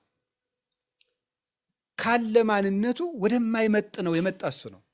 እኛ ሁሉ ነገር ዝቅ ብንል ይመጥነናል፣ መጠናችን ነው። ብንሰደብ መጠናችን ነው። ብንታማ መጠናችን ነው። መሬት ላይ ብንቀመጥ መጠናችን ነው። ለሱ ግን ሁሉ የማይመጥነው ነው። ሁሉ ያለው የሌለው ሆኖ ሲመጣ ነው እንጂ ትሕትና ደግሞ ሰው ምን ትሕትና አለው ይላል። አፈር ትሕትና አለው እንዴ? ሰው እኮ በነገራችን ላይ አይ ነፍሱ ወደ ክርስቶስ እየቀረበች ስትሄድ ራሱ የራሱ ባደድ ከራሱ እንትን ነው የሚወጣ። እዚህ ቅርፍት ታውቃላችሁ? የእንቁላል ቅርፍት። ከዚያ ቅርፍት መውጣት ነው የሚጀምረው። ነፍሱ ትበራለች። አሁን እኛ እኮ ትንንሽ ነገር በተነካን ቁጥር የምንበሳቸው የት ውስጥ ነው ያለ ነው? አሁን እዚያው ቅርፊት ውስጥ ነው። እዚያው ቅርፊት ውስጥ ስለሆን መንደፋደፍ ነው እዚያው ውስጥ። እንዲሁ መንፈስ ቅዱስ መቼ እንደሚፈለፍለን እግዚአብሔር ይርዳን። በእውነት እዚህ ቅርፍታችን መቼ እንደሚያወጣን እዚያውን የምንደፋድ ሰው ነፍሱ ወደ ክርስቶስ እየተጠጋች ሲሄድ ከራሱ ማዕቀፍ ከራሱ አጥር ያወጣና ክርስቶስን እያየ መደነቅ ነው። የራሱን ነገር እየረሳ ነው። የኋላውን እየረሳ ወደፊት ምን እላለሁ ነው ያለ ቅዱስ ጳውሎስ። እረሳለሁ፣ የኋላውን እረሳዋለሁ፣ ወደፊት ነው የሚሄደው። ራሱን የሰራውን የራሱን ታሪክ እየዘነጋ አይኑ ክርስቶስ ላይ ነው የምታርፈው። ዘወረደ የሚባለው ሰማይን ዝቅ ዝቅ አድርጎት መጣ ነው። በጣም ነው የሚገርመኝ። ዝም ብላችሁ አስቡ። ሰማይን ዝቅ ዝቅ አድርጎ አንተ አሁን ምን ዝቅ ታደርጋለህ? ሰማይ የለ ምድር የለ፣ ምንን ነው ዝቅ የምታደርገው? እኔም ማለት እኮ ነው አንተ ስልብ ነገራችሁ ላይ ማለት ሁላችንም ምን የናው እኔ ዝቅ ማረው ምናችን እናደርጋለን? እኛ ዝቅ ያላለ ምን ኑሮን ምናችን ነው ዝቅ የሚለው? ሰማይን ዝቅ ዝቅ አደረገው እኮ ያለው ምንድን ነው? ቅዱስ ዳዊት የሚለው አረ ልብ በሉ እያለ እኮ ነው። ምኑን ነው ዝቅ ዝቅ ያደረገው? ትልቅ ትልቅ ነገሩን እኮ ዝቅ አድርጎት መጣ ነው። ሰማይ እንጂ ስለ ሰማይን ይዞ ተዚህ ወርዶ አይደለም። ሰማይ ወደዚህ ዝቅ ቢል አትደነቁ? አሁን ይህ ሰማይ ዝቅ እያለ ቢወርድ አይደንቃችሁ? አይገርማችሁ? ክርስቶስ ከዚህ በላይ የሆነ ነገር ነው ዝቅ አድርጎ የመጣ። ልዕልናውን ዝቅ አድርጎ ምላቱን ወስኖት ርቀቱን አግዝፎት ዝቅ አድርጎ ሰማያት ያላቸው እነዚህ ናቸው። ምላቱ፣ ስፋቱ፣ ርቀቱ፣ መንግስቱ፣ እበዩ፣ ልዕልናው ብለው 7 ያደርጓቸዋል ሊቃውንቱ። እነዚህን ነው ዝቅ ያደርጋቸው። እንዴ ንጉሥ እኮ ከድሃ ቤት ምሳ ሲበላ ብናየው አይደንቃችሁ? እፎ ቤተ ነዳይ አደረክም ምስኪን ነው። እንደ አንድ ንጉሥ እንዴት ያሉ ንጉሥ ናቸው! ቆሎ እኮ በሉ ተብለው ይደነቃል። እኔ ቤት እኮ ቅራሪ ቀመሱልኝ ተብሎ ነገ የሚፈርሰው ሰውዬ በ3ኛው ቀን ብንሄድ አፍንጫችን ይዘን የሚያስመልሰን ሰውዬ እኮ ነው። ንጉሱ ነው የሚደነቅ። ክርስቶስ ዝቅ ብሎ በእኛ መንደር ሲመጣ አይገርማችሁ? በእኛ መንደር ሲመጣ የእኛን ልብስ ለብሶ እንደኛ እያለቀሰ እንደ ሕፃናት እታች ወከመ ሕፃናት በከየ እንደ ሕፃናት እያለቀሰ ሰው ታቅፎት እንዲሁ ጾም እኮ ነው። ይሄ ነገር ነው ዘወረደ ጾሙ እዚህ ነው የሚጀመረው። በዚህ ስትመሰጥ ጾሙ ደስ ይላል ማለት ነው። በዚህ ነው የምንመሰጠው። ይሄንን ነው ሊቃውንቱ ያደነቁት። ዘያገምሮ መካድ አግመረቶ ድንግል። ቦታ የማይወስነውን አምላክ ማን ወሰነችው አለ? ድንግል ወሰነችው ነው። ባይል ዘይሁብ ብኢለ ኮነ ነዳየ በእንተ ስርዓተ ትስብእት። ለሁሉ ሀብትን ባለጸጋን የሚሰጥ እሱ ሰው ስለመሆኑ ምን ሆነ አለ? ድሃ ሆነ። ከምዕባል አነ በንዴተ ዚአሁ፣ በሱ ድህነት እኔ ባለጸጋ እሆን ዘንድ እርሱ ስለ እኔ ድሃ ሆነ። ቦታ የማይችለው አምላክ እርሱ አንዲት ድንግል ታቀፈችው። ነሳይኩ አርአያሁ ወያቀብክዎ፣ እሱ መልኩን ሰጠኝ እኔ ግን አልጠበቅኩትም ነበር አለ። ነሳ ስጋዬ፣ ስጋዬን የኔን ስጋ ለብሶ መጣ። ወረሰየው ለስጋዬ ዘይመውት፣ የኔን ስጋ የማይሞት የማይፈርስ የማይበሰብስ አደረገው ይላል ቅዱስ ጎርጎርዮስ ሃይማኖተ አበው ምዕራፍ 61 ቁጥር 34 ላይ ሲናገር። ይሄ ነው የሚያስደንቅ። ቦታ የማይችለው ጌታ በአንዲት እዚህ ታገሰ ለተጸንሶ ይለዋል ቅዱስ ቄርሎስ። ቦታ የማይችለው አምላክ ከእናቱ ሆድ 9 ወር ከ5 ቀን ታግሶ በቅታው ቁጭ ሲል ያድንቀል እኮ ያስደንቃል። እናቱም ትደንቀናለች፣ እሱም ያስደንቀናል። ከርሰ ድንግል አቤ ወተለዓለም ሰረገላ ኪሩቤል ወተሰብሐም ሱራፌል ይላል አባ ጊዮርጊስ። የእመቤታችን የቅድስት ድንግል ማርያም ማኅፀን ከኪሩቤል ሰረገላ በለጠ፣ ከፍ ከፍ አለ፣ ሱራፌልንም ላቃቸው ይላል። እንዴት ያለ ማኅፀን ነው! የእሱ መውረድ የእሷ መወሰድ የሚያስደንቅ ነው። ቅዱስ ዮሐንስ አፈወርቅ እንዴት እንደሚል ደግሞ ተው ምንተ እብል ወምንተ እነብብ እስመ ብሎ የመዋዕል ኮነ ሕፃነ።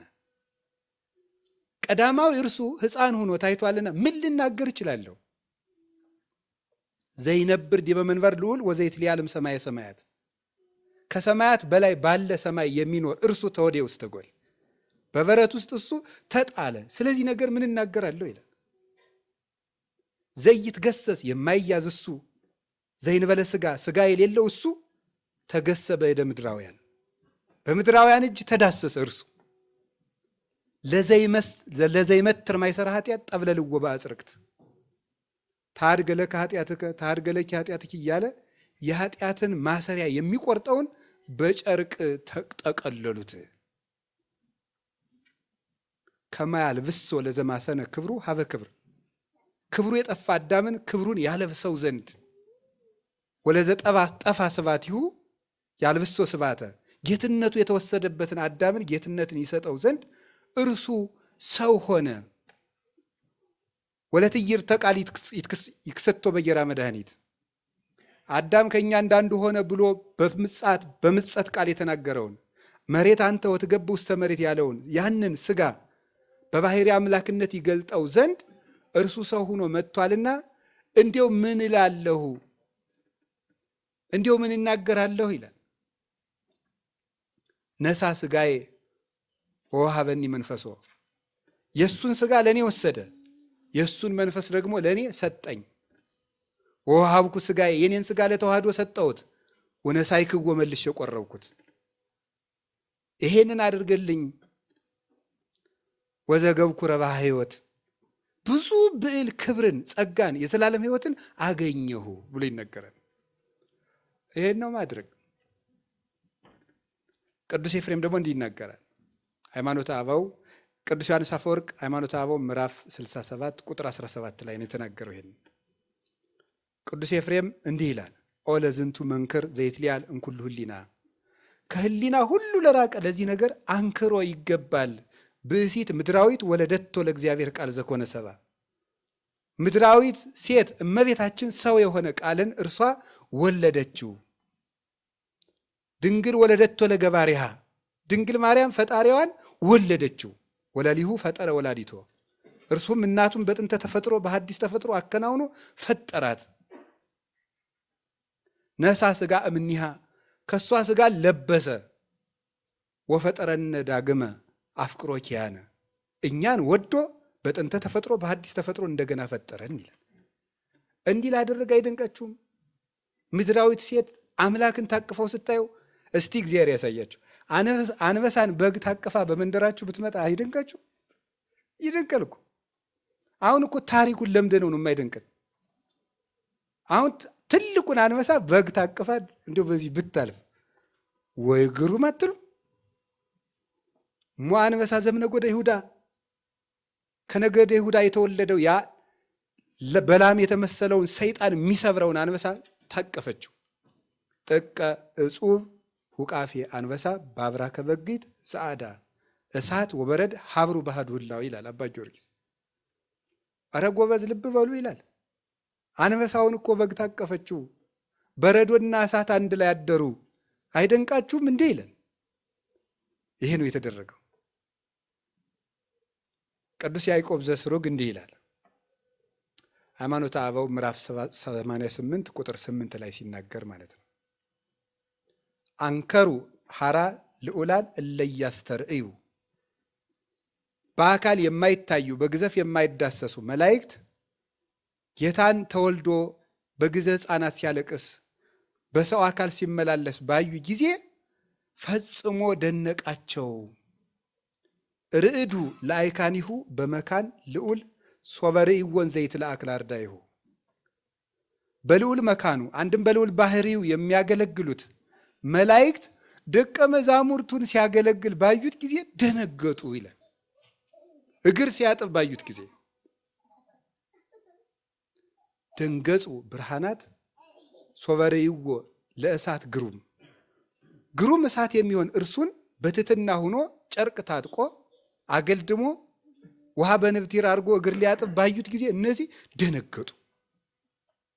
አንከሩ ወተደሙ ላይካነ አቡሁ እምነ ወልድ ለዘመጻ ከመይኩን ገብረ፣ ያገለግል ዘንድ ባሪያ ሊሆን ሊገዛ ሊወጣ ሊወርድ የመጣ ወልድን ባዩት ጊዜ የአባቱ አገልጋዮች መላእክት አደነቁ ይላል። ደነገጡ፣ በመደመም ተያዙ፣ አዘኑ። ወይ ጉድ ይላል። ይህን ያደረጉ ክርስቶስ ወደዚህ ዓለም መጣ ሲባል የምታዩት ነገር አለ። ምንድን ነው የምታዩት?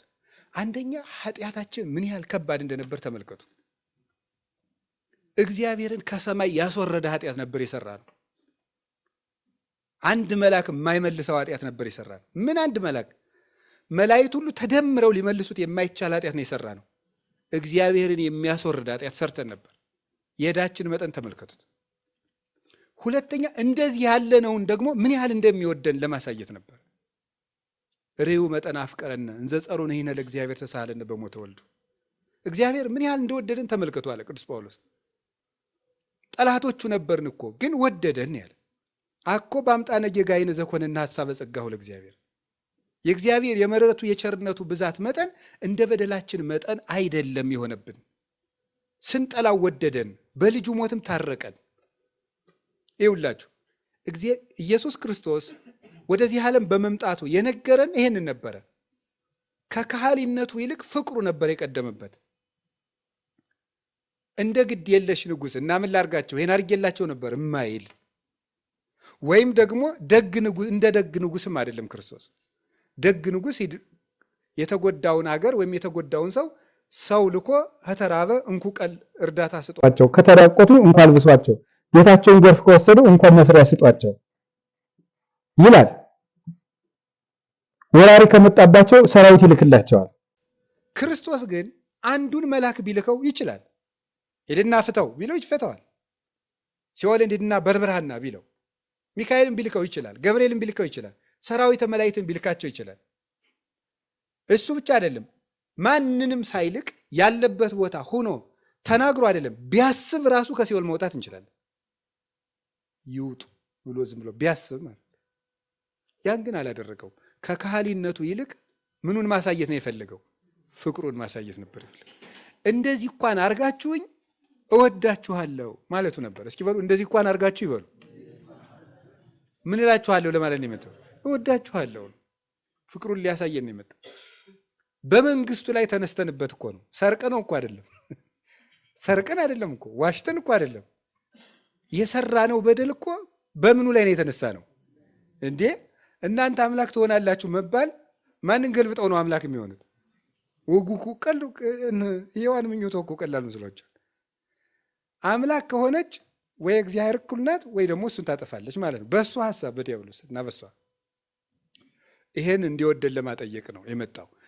አንድ የሚያሳየን ይሄ ነው፣ የኃጢአታችን መጠን ምን ያህል ከፍ ያለ እንደሆነ። ሁለት እሱ ምን ያህል እንደወደደን። ሶስተኛ የሚያሳየው ሰው ምን ያህል ክቡር እንደሆነ ነው። ሰው ምን ያህል ክቡር እንደሆነ ያሳየ። ምን ትዑቱ ሰብ ከመ ትስክሮ ወምን ትዑቱ ጓለ እመሕያው ከመ ትሐውጾ። ሰውን ሰው ሁነ ሥጋ ለብሰህ በምሕረት ትጎበኘው ዘንድ ሰው ምንድን ነው? እንዲሁ ሰው ምንድን ነው? አንተ ሰው እንድትሆንለት ሰው ምንድን ነው? ቸርነትህ ነው እንጂ ማለት ነው። ቅዱስ ዳዊት ይሄን ነበር ያለ መዝሙር 8 ላይ። ሰው ምንድን ነው? አንተን ሰው ያደርግሃል? እንደው ቸርነትህ ነው እንጂ ሰው እንድትሆንለት እንደው ሰው ምንድን ነው? ሰው ክቡር ነው። የቅዱስ ዳዊት አንክሮ ነው፣ ጥያቄም ነው። አንክሮው ሰው ምን ያህል ክቡር ቢሆን ነው አንተ መጥተህ ምን ያህል ክለት ማለት ነው። አንዱ ፍቹ የሞት ክለት ነው። አንተ በአንተ ደም የተገዛ ሰው ምን ያህል ክቡር ቢሆን ነው እንደማለት ነው። እረ ሰው ምን ያህል ነው? ይገርማችኋል እኮ አንድ ሰው ሀብታም ቢሆንና ምን ያህል ቢወዳችሁ ምን ሊያደርግላችሁ ይችላል? በግ ሊያርድላችሁ ይችላል። ክርስቶስ በግ አይደለም ያረደ፣ የገዛ ስጋውን ነው የሰጠን፣ የገዛ ደሙን ነው የሰጠን። ዘወረደ ማለት ይሄ ነው። እኛን ሊያድነን እንዲህ ብሎ ከሰማያት ወረደ። እንዴት እንደሄደ ተመልከቱት። ከልዑል መንበሩ መጣና የሴት ልጅ ለመሆን መጣ። በጣም ነው የሚያስደንቀው። አሁን እኛ ብሎ እናደርገዋል። የሴት ልጅ ሊሆን ነው የመጣ።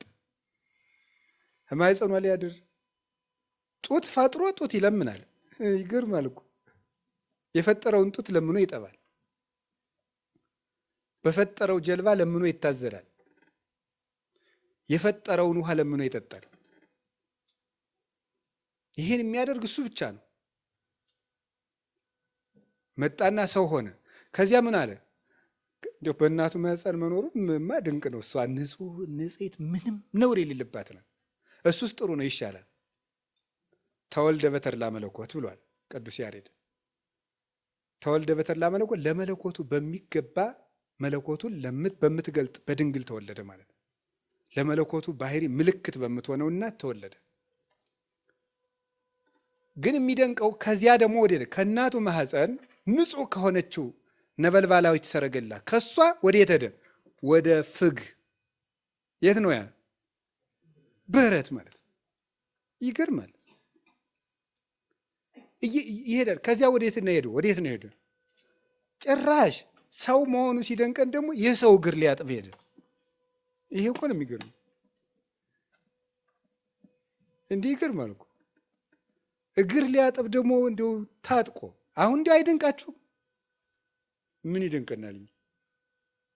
ምንም አይደንቀንም እኮ እግር አጠበ። አንድ ጠቅላይ ሚኒስትር እግር እያጠበ በቴሌቪዥን ብናይ ኑሮ እንል ነበር።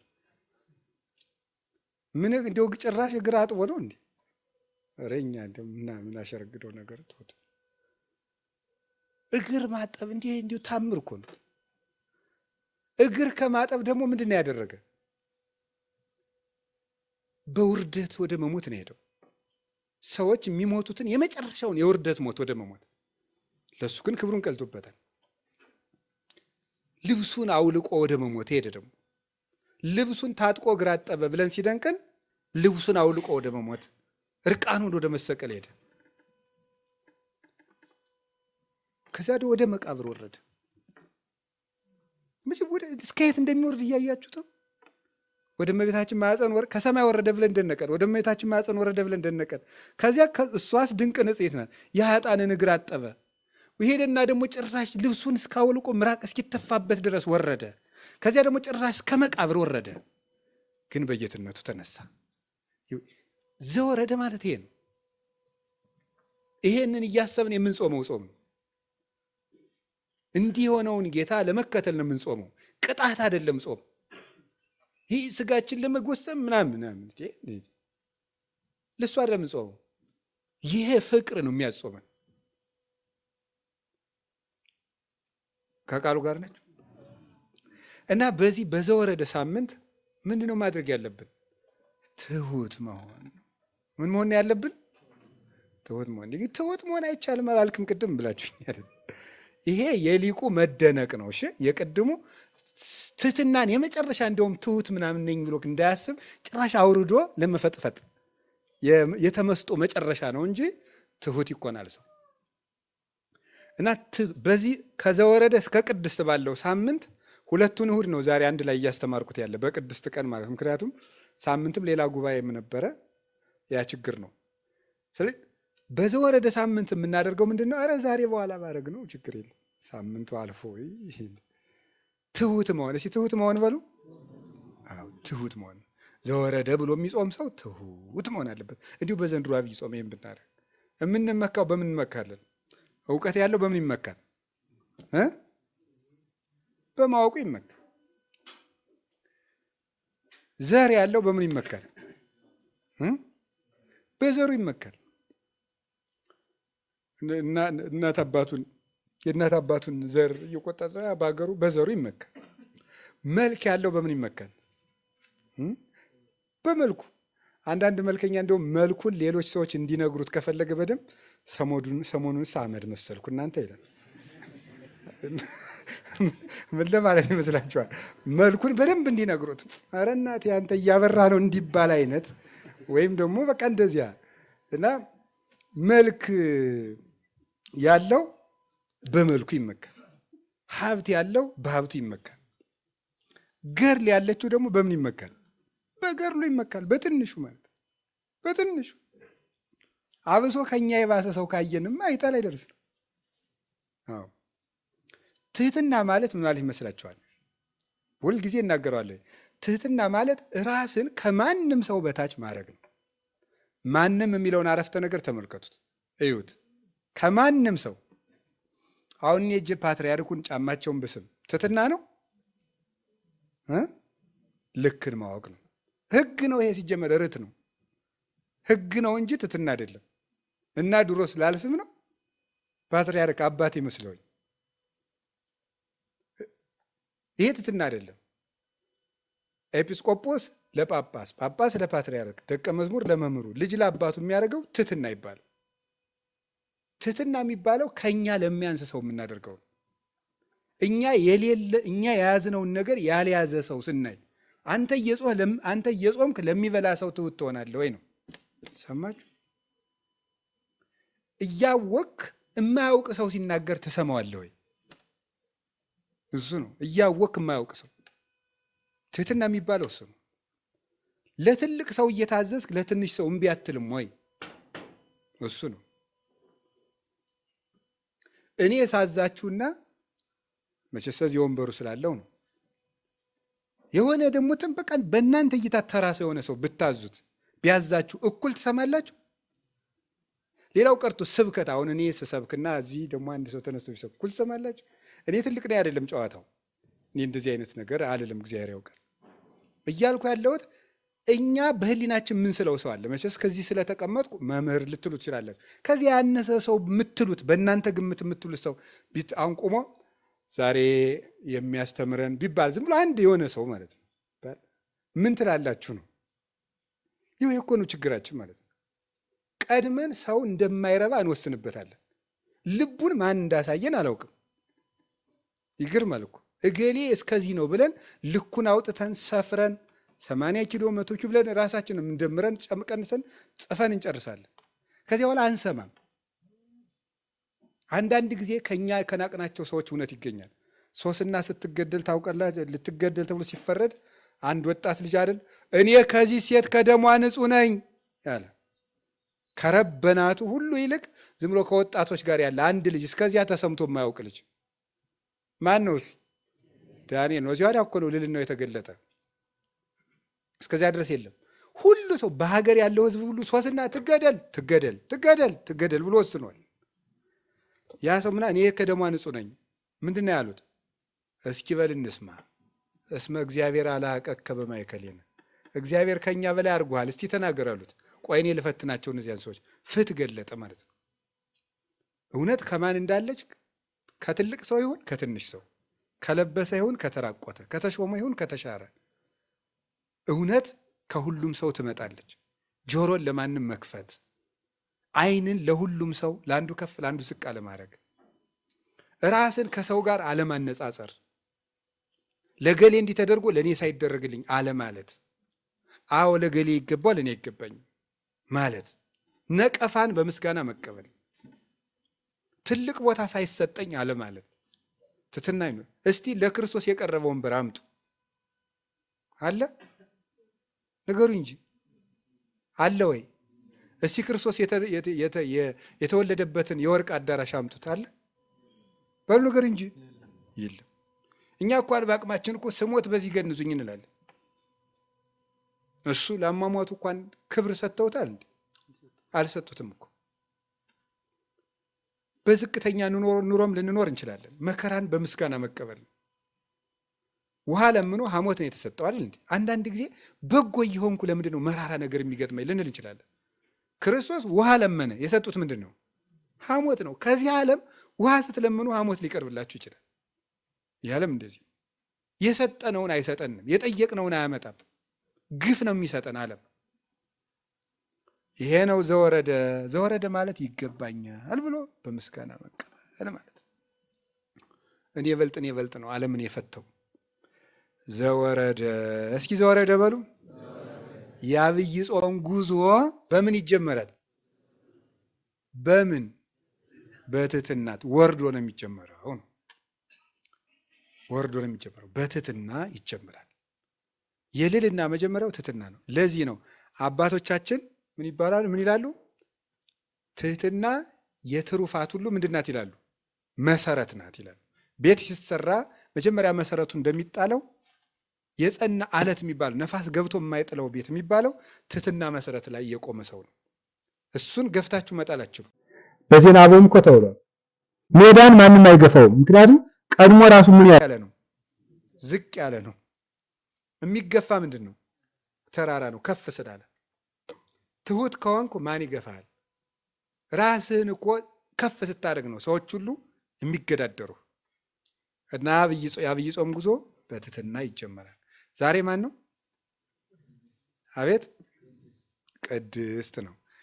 ትሁት ሆነን ምን ማድረግ አለብን ነው? ጾማችን ከሌላው ጾም የተለየ ንጹህ መሆን አለበት ነው። አሁን ቀጥሎ በሁለተኛው ሳምንት የሚመጣው ምንድን ነው? ንጽህና ነው። በመጀመሪያው ሳምንት ትሕትና ነው የሚመጣው። በሁለተኛው ሳምንት ንጽህና ነው። ንጹህ መሆን ራስን ማንጻት ነው። ራስን ማንጻት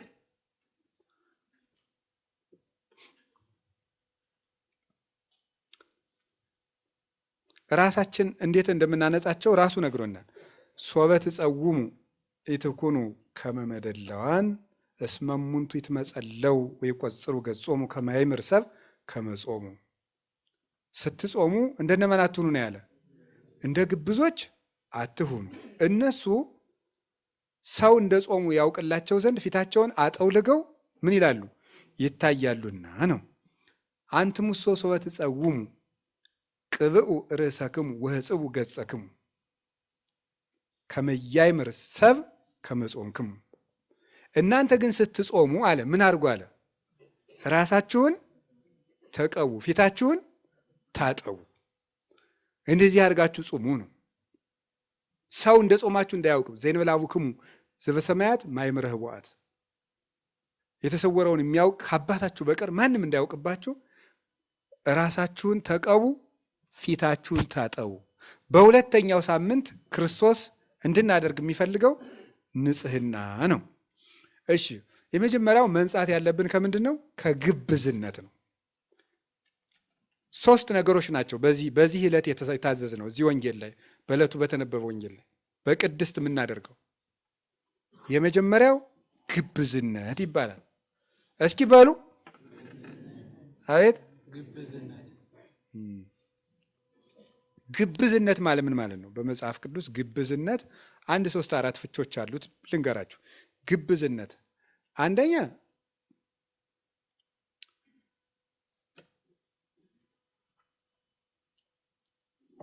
የሚናገሩትና የሚሰሩት መለያየት ነው። ግብዝነት አይ መከራዬ፣ ልናገረው የጨነቀኝ እኮ እኔም እንደዚያ ስለማልገኝ ነው። እሺ የሚናገሩትና የሚሰሩት ምንድን ማለት ነው? መለያየት ግብዝነት ይባላል። ለሰው ሲቆርሱ አያሳንሱ እንደማለት ያለ ነው። ምን ይላል ይሄን ጌታ ሲናገር? ዲበ መንበረ ሙሴ ነበሩ ለክሙ ጸሐፍት ወፈሪሳውያን፣ በሙሴ ወንበር በሙሴ መምህርነት ጸሐፍት ፈሪሳውያን ተቀምጠው አሉላችሁ። ኩሎ ዘአዘዙክሙ ግበሩ፣ የሚያዟቸውን የሚያስተምራችሁን ስሩ። ወዘብ ከመ ምግባሩ ሙሴ ይትግበሩ፣ የሚሰሩትን ግን ምን አትበሉ አለ፣ አትስሩ።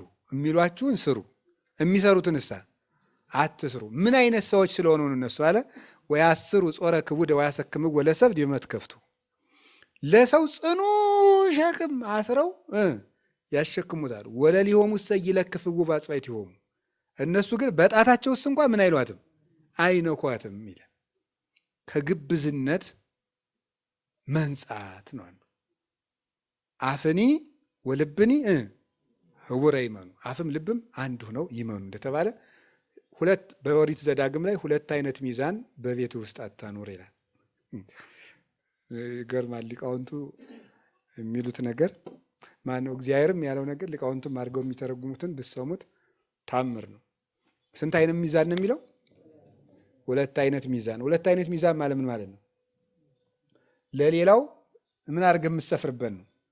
ጠበቅ አድርገህ የምትሰፍርበት፣ ለአንተ አነስ አድርገህ የምትሰፍርበት ልብ አይኖርህ ነው። ለሌላው ይህን አድርጉ ብለህ ካዘዝክ ለአንተም ደግሞ ያኑ ሚዛን እኩል መዝነው ነው። ያው ንስሐ አባት 40 ሲሰጥ 40 ይሰግዳል። ታውቃላችሁ አይደል? አታውቁም? አባቶች እኮ ንስሐ አባት ሁኑ ሲባሉ ለምን እምቢ እንደሚሉ አታውቁም? መከራ አለዋ። እንዴት ብሎ ንስሐ አባት ይሁኑ ይመስሏችኋል እናንተ? ስግደት አላት እኮ። ካቃተው ቢያንስ 40 ከሰጠ ስንት ይሰግዳል? 20 ይሰግዳል ቢያንስ። ስለዚህ ስግደት ሰጥቶ ቁጭ የለም። አንዳንድ ጊዜ እንደው የቄስንም ድካም እንድታውቁት ብዬ ነው። በዚያው እናንተ እንደውም የምትባሸቁት ቄሱ ንስሐ ስቀጥራቸው ይጠፋኛል፣ ስሰማቸው በትክክል ስነግራቸው በትክክል አላዳመጡኝም ምናምን እንደዚህ በቃ ዝም ብሎ የመክበስበስ ጉድ ማለት ነው። ስንት ጉድ ነው ተሸክሞ የሚኖረው ሰው ቄስ እኮ። 2 አይነት ሚዛን በሰፈርከው ቁና ለራስህም ስፈር ነው። ከግብዝነት ንጹህ መሆን ነው። አሁን ይሄን ወደ ባቀጣጥ ነው ብዙ ነገር አለው።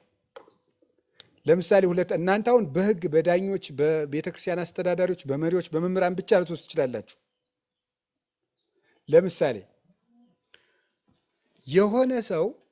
የሆነ ሰው በደላችሁት፣ እገሌ ይቅር በለኝ እንደው እንዲህ አድርጌ በድዬ ስትሉ አረ ምንም ችግር የለም እግዚአብሔር ይቅር ይበለን ሲላችሁ ትወዱታላችሁ ትጠሉታላችሁ?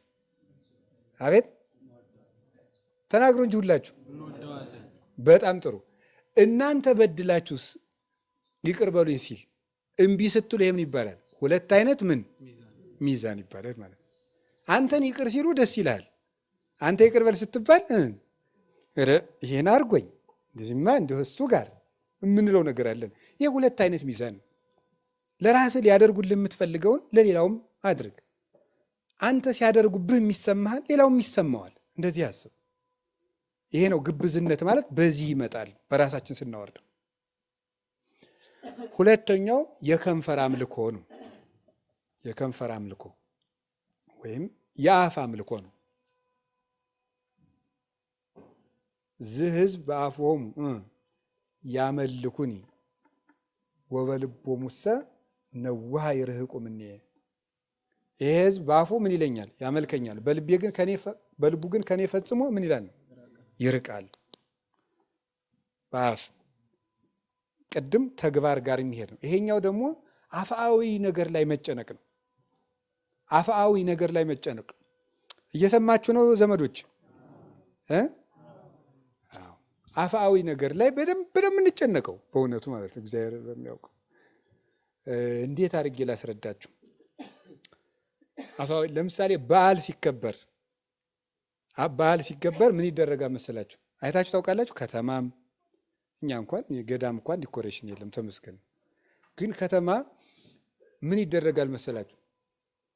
ይሄ ምንድነው የሚፈነዳው ነገር? ፊኛ ይሰቀላል፣ ሰንደቅ ዓላማው ይሰቀላል፣ ድንኳኑ ያሸበርቃል። አሁን ጉባኤ ሲዘጋጅ ተመስገን ነው እንዳትናገሩ። ጉባኤ ሲዘጋጅ አሁን ከተማ በዚህ እንትኑ ተንጠልጥሎ ፊኛው ተንጠልጥሎ በዚህ ዲም ላይት ያደርጉበታል፣ በዚህ ይሸበረቃል። በዓሉ ሲከበር ምን እንትን አሁን ከተማ ቤት ራሱ ስታዩት ዛሬ እመቤታችን ናት፣ ቄጠማ ይጎዘጎዛል። ጥሩ ነው። ፈንዲሻ የሚባል አለ። ቆሎ እየተጎዘጎዘ እንደው ሰው የሚበላው አቶ ደግሞ የቆሎ ጉዝጓዝ ቆሎ ይበተናል። ምን ይደረጋል? በቃ ግድ የለም። ይሄ ምንድን ነው ሲባል ስለ አፋዊ ነገር ምን እንላለን? እንጨነቃለን። ግን በዓሉ ከመድረሱ አስቀድሞ ዲኮሬሽን ሊሰራላቸው የሚገባ እነማን ነበሩ? እነዚህ ነበሩ። እነ ህሊና እነዚህ ነበሩ መዥጎርጎር የነበረባቸው በፍቅር፣ በትትና፣ በአንድነት፣ በሰላም፣ በእርቅ። በዚህ እነዚህ ጸብረቅ ብለው በዓሉ ሲመጣ የልብ እንቁጣጣሽ ሲሆን ነው ጥሩ። እነዚያ ናቸው መጌጥ የነበረባቸው። የለም እዚያ ውስጥ እኛንም ጨምሮ ማለት ካባው፣ ላንቃው፣ እንዲሁም እናቴ እንዲሁ ቄሶቹ፣ መርጌቶቹ፣ መነኩሴው በቃ እንደዚህ ጽብርቅ ሲል በቃ እንደዚህ በዚህ መነሳነሱ መኩነሳነሱ በዚህ ከመስቀሉ ላይ እንትኑ ጥሩ ነው እኮ። ይሄ ሁሉ የሚደረገው ለማን ክብር ነው? ለወንጌል ክብር ነው አይደል? ለወንጌል ክብር ነው። ግን እስከዚያ ድረስ ጥምቀት ከመድረሱ በፊት ነጩ ካባ ካህናቱ አንጸብርቀው በዚያ ውስጥ እነ ዘረኝነት ከልብ ከተማውን እናቴ ወጣቱ አስፓልቱን በሳሙና ያጥበዋል። ታቦቱ ስለሚሄድበት ጥሩ ነው፣ ለእግዚአብሔር ነው። ይሄ ዋጋ ያለው ነገር ነው። እውነቴን ነው። እኔ እንደውም የጥምቀት እንዲያውም መቼስ የቤተ ክርስቲያን ሰው ስለሆንኩ ታቦትን መከተል ስለሚገባ ነው እንጂ ወጣቶችን እየተከተልኩ መዋል ራሱ ይናፍቀኛል። ደፋ ቀና ሲሉ በጣም ነው ደስ የሚለኝ። እውነቴን ነው የምነግራቸው። እንባይን ያስመጡታል። በቃ ደፋ ቀና ለእግዚአብሔር ብለው እኮ ነው ያን ሁሉ የሚያደርጉት። በእርግጥ የጭንቅ ቀኖች ሰዎችም እነዚያ ልጆች ናቸው። እኛ ጠቃቅሰን እልም ነው። እነሱ ናቸው እሳት ሲነሳ የሚደርሱት። ግድ እና አሁን እኔ እነሱን አይደለም የነቀፍኩት፣ ግን አስፓልቱ ታጠበ። ይገርማቸዋል። እኛ ግን እንደረከስ ቂም እንደቋጠርን ምን እንዳል አፋዊ ትኩረት ላይ አሁን ቤተ ክርስቲያናችን እዚህ ላይ እየበዛች ነው የመጣቸው። ውስጣዊ ነገር ላይ መስማማት ላይ አንድነት ላይ እንዲህ ታቦት እኮ ተሸክሞ 30-40 ታቦት አንድ ላይ ወርዶ የጥምቀት ሲለያዩ እጅና ይነሳሳሉ። ደስ ነው የሚል ስታዩ ሲለያዩ። አሁን እኔ ጎንደር እያውቃለሁ፣ አዲስ አበባም እያውቃለሁ። ጥምቀት ተውሎ ታቦቶቹ ወደየመግቢያቸው 3-4ቱ በዚህ መሄጃቸው ሲሆን እንደዚህ ይሉና እጅ ይነሳሳ።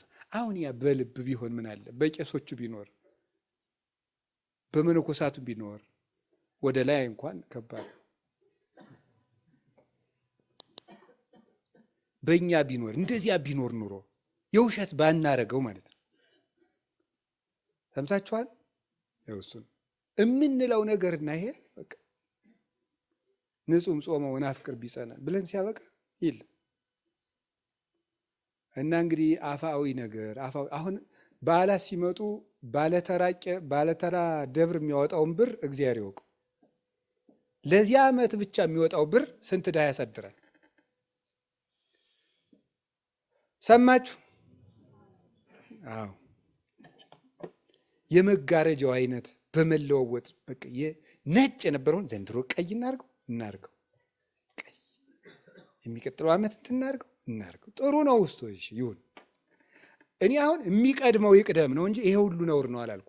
ለእግዚአብሔር እንኳን ጨርቅ መጋረድ እንዲሁ ልባችንስ ቢጋረድ ያንሰዋል እንዴ? ለእግዚአብሔር ምን የእኛ ስጋ ራሱ እንዲያለ ዝም ብለህ እስፋ ምንድነው ስጋዬን ልዘርጋልን ያለ ቅዱስ ዳዊት። ስጋዬን ልዘርጋው እንዴ በምድረ በዳ ነው ያለ። እንዲያስ ብናረገው ምን አለ? እንዲሁ እጀስ ተወጥሮ መጋረጃ ቢሆን ለእግዚአብሔር ይበዛበት አይበዛበትም። የሚቀድም ግን አለ ነው። ዋናውን ትተነዋል። ዋናውን ንጽህና መደልው ቅድመ እጽቦ ለጽዋ ወለጻይል እንተ ውስጡ። አንተ መደልው አንተ ግብዝ አስቀድመህ ጽዋውን ምኑን እጠበው አለ፣ ውስጡን እጠበው። ከዚህ በኋላ አፋውን ታጥበዋለህ አለ። ውጫዊ ንጽህና ላይ ብቻ ትኩረት ማድረግ፣ ውስጣዊ ነገር ላይ ምንም። እንደዚህ ይሄ የከንፈር አምልኮ የአፍ አምልኮ እና አፍአዊ አምልኮ እንደዚህ ያለው ነገር ምን ይባላል? በሉ እንጂ አቤት ግብዝነት። ሶስተኛው ምን እያደረጉ ነው መሰላችሁ? ከሌላ ሰው ጋር የራስን ጽድቅ ማነጻጸር። ይሄ ምን ይባላል? ግብዝነት። ከሌላ ሰው ጋር ሉቃስ ወንጌል ምዕራፍ 18 ላይ ያለው ሰውዬ ማለት ነው። ምንድን ነው ያለ? ከፈሪሳዊ እዚያ ከቀራጩ ጋር ቆሞ ምንድን ነው ያለ? ተመስገን ጌታዬ፣ እንደዚህ ሰውዬ ያላረከኝ፣ እኔ ቢያንስ ከሳምንት 2 ቀን እጾማለሁ። ይኸው እንደዚህ ያለ። ያኛው ደግሞ ምን አለ? አንተን ቀና ብሎ እየማየት አልችልም ብሎ ዝም ብሎ እንዲህ ብሎ ዝም ብሎ እኮ ነው የቆመው እንደዚህ ብሎ። ያኛው ደግሞ ቀና ብሎ ድፍረቱ ሀጣንን ፍየል አላቸው አለ። ፍየል ስትሄድ ምን ብላ ነው ያለ? ቀና ብላ ነው። ሀጣንን ምኖች ናቸው ነው ያለ? ትዕቢተኞች ናቸውና ነው። ቀና ብሎ ደግሞ አደፋፈር እንደዚህ ሰውዬ ያላረከኛም ተመስገን፣ እኔ ስምህን እጠራለሁ እንደዚህ የሚል ሰው ሰብታችሁ ታውቃላችሁ? ዘፋኞቹን በጭፈራ ቤት ሲያይ ያን ዱርዮች ምናምን ሲያይ ኧረ ተመስገን ጌታዬ ቢያንስ እንዲያው በሰንበት አስቀድሳለሁ ምናምን የሚል ሰው አለ። የሚሽሞረሞር ማለት እንደዚህ የሚባል ነገር የለም። ጸሎቱ ተሰምቶ የተመለሰ የትኛው እንደሆነ ታውቃላችሁ? የትኛው ነው ዝም ያለው? እንደዚህ ብሎ እንዲሁም አባ ጊዮርጊስ ይናገራል። እንደ 2 ውሾች ይላል። 2 ውሾች እየሮጡ ሄደ። አንዱ ባፉ ምን ይዟል? እንጀራ ይዟል። እንጀራ ይዞ አንደኛው ሊቀመው ሲሮጡ ወንዝ ላይ ይደርሳል። ወንዝ ላይ ሲደርስ እንጀራ ያዘው ውሻ ሲያይ ምን ውሻ የምን ውሻ ነው? ደግሞ እንጀራ ይዟል። ሌላ መስሎት የሌላው ውሻ እንጀራ ሊቀም ሲል የራሱ ሲወርቅ ማለቀም ያደርገዋል። ይሄኛው ዞ ቤቱን ምን ብሎ ተረጎመው? መመጻደቅን ተንኮልን ምናምን ይዞ ቤተክርስቲያን ውስጥ የሚጸልይ ሰው አለ። የደንቆሮ አምላክ ይቅር በለኝ ብሎ ደግሞ እንዲህ ያለው ሰው አለ። የጸሎቱን ዋጋ ማን ነው ዞት የሚሄድ? ያኛው ውሻ ነው ዞት የሚሄድ። ቤተክርስቲያን ውስጥ ቁሞ ራሱ ሌሊቱም ሙሉ ቀጥ ብሎ እየጸለየ ተመጻዳቂ ከሆነ የጸሎቱን ዋጋ ማን ዞ ይሄዳል? አጎኑ ዝም ብሎ ጌታዬ ማረኝ የሚለው እሱ ዞ ቤቱን። እንደዚህ የሚያደርግ ሰው ከጸሎቱ አንድ የሚጠቀም አይምሰለው ይላል አባ ጊዮርጊስ። እና እየተመጻደቅኩ ስለሆነ ጸሎቴን ላቋርጠው ብትሉኝ አታቋርጡት። ምክንያቱም ጸሎቱን ካላቋረጣችሁት ጸሎቱ ራሱ እንዲህ ከማለት ያድናል አይደል? እንዲህ ከምጽድቅ ቢያንስ ደግሞ ያድንና ሌላ ቀን ወደ መሰማት ያደርሳል። አንድ ዝም ብሎ ሞኝ ነው አሉ ሂዶ የድጓውን መምህር የንታ አቤት ድጓ ምን ያደርጋል? እንዲህ ከማለት ያድናል አሉት። ምን ድጓ ምን ያደርጋል ከማለት ያድናል ድጓ አሉት። ስለዚህ ዝም ብለን ስንጸልይ ከምን እንድናለን? ከእንደዚህ ያለ መመጻደቅ እንድናለን። ስለዚህ ግብዝነት የሚባለው ይሄ ነው። ራስን ከሰዎች ጋር እያነጻጸሩ ከነገሌማ እኔ በቁርጡ እኔ አልሻልም። አሁን እንዳለ የኢትዮጵያ ምዕመን በሙሉ ተመጻዳቂ ሆኗል። የመጨረሻ እናንተ ጳጳሳት፣ እናንተ ወዳሞች፣ እናንተ ቄሶች፣ እናንተ መነኮሳት እኛ ለፍተን እኛ ምን ትስ ብለን ወይ ግሩም ነገር እንደው እኮ ይገርማል እኮ እናንተ ትናንት መጥቶ እኮ እንደዚህ የሚበጠብጠው ማለት ነው። ጳጳሱን ስለጸደብክ የምትጸድቅ ይመስላል? እግዚአብሔር እኮ ጠበቃ ቆምክልኝ ሊል መነኩሴውን ሰደብክልኝ ቄሱን ሰደብክልኝ ብሎ እግዚአብሔር የቤተ ክርስቲያን ጠበቃው ሊል ነው አይደለም። የራሳችን ኑሮ ዝም ብለን አባ ሙሴ መነኮሳት ተሰበሰቡና አንድ ቀን አንድ መነኩሴ በድሎ ተገኝቶ በሱ ላይ ልንፈርድ ነውና ና ስብሰባውን አሉት። አልመጣም። መጨረሻ ላይ በግድ ሲዘበዝቡት ምን ያደረገ መሰላችሁ? በቀዳዳ ከረጢት አሸዋ ተሸክሞ እያፈሰሰ ዞቱን ተሸክሞ መጣ። ምን ሆነ ነው አባ ሲሉት የኔ ኃጢአት እንዲህ ብሎ እየፈሰሰ እኔ በሰው መፍረድ አልችልም። ሰው እንደዚህ ይላል እንጂ ጭራሽ ደግሞ አፋችን ወደ ላይ ዝም ብሎ አንድ የቤተ ክርስቲያን ምሁር እያስተማረ ጳጳሱ ከጎኑ ተቀምጠዋል። ምን አለመሰላችሁ? ዛሬ ጳጳሱ ተቀምጠው እኔ በማስተማሬ ምን ያህል ደስ እንዳለኝ አታውቁም አለ። ትዕቢት አይመስላችሁም? አይደለም። ምክንያቱም የምናገራትን እያንዳንዷን ቃል ጳጳሱ እየባረከልኝ ነውና ብሎ ነበር ያስተማረው ማለት ነው።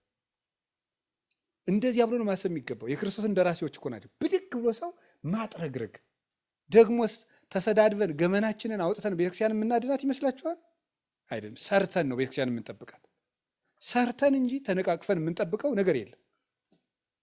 ስለዚህ አሁን እኔ የምነግራችሁ ምንድን ነው? ግብዝነት የራስን ኃጢአት አስቀምጦ የሰውን ኃጢአት ሲለቅሙ መዋል። እንዲያውም እንደዚህ ያለ ሰው ምን አይነት ሰው ነው ይባላል መሰላችሁ? በሰው የሚፈርድ ሰው፣ የራሱን ኃጢአት ትቶ በሰው የሚፈርድ ሰው የክርስቶስን ስልጣን የቀማ ከሃዲ፣ የክርስቶስ ተበላላጭ ወረኛ ንጉሥ ነው ማለት ነው። አብሳን ወኩሎ ኩነኔው አወፈ ለወልዱ አብ እንኳን መፍረድን ለልጁ ሰጠው ተብሎ ሳለ አንተ በሰው የምትፈርድ ከሆነ የክርስቶስን ስልጣን ቀምተሃል፣ የመፍረድ ስልጣን ያለው እሱ ነውና ይላል። ዜና ላይ አባቶች እንዲህ ብለው ነው የተናገሩ። ስለዚህ ከግብዝነት እግዚአብሔር ያወጣል። ሌላ ደግሞ አለ። ሌላው ደግሞ ምንድን ነው? ትልልቁን መዋጥ፣ ትንንሹን ማጥራት። ትልልቁን መዋጥ፣ ትንንሹን ማድረግ ማጥራት። እንዲው ታምር ነው ብቻ። ጻጾተ ትነጥፉ ገመለ ትውህጡ፣ ግመል ትውጣላችሁ መርፌ ምን ትላላችሁ አለ፣ ታጠራላችሁ አለ፣ መርፌ ትለቅማላችሁ አላቸው። ይሄ ነው አንዱ ግብዝነት የሚባለው። ግብዝነት ትልቁን መዋጥ ማለት ምን ማለት ነው? ለምሳሌ በትንንሽ ነገሮች ምን እናደርጋለን? እንጣላለን። ትልልቅ ነገሮችን ግን ትተናቸዋል። እየሰማችሁ ነው?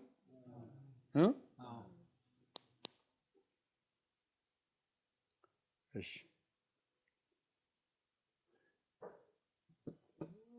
በቃ አልዘረው እንደሱ ነው። በቃ ለምሳሌ እንገራችሁ፣ ቡና ይጠጣል አይጠጣም?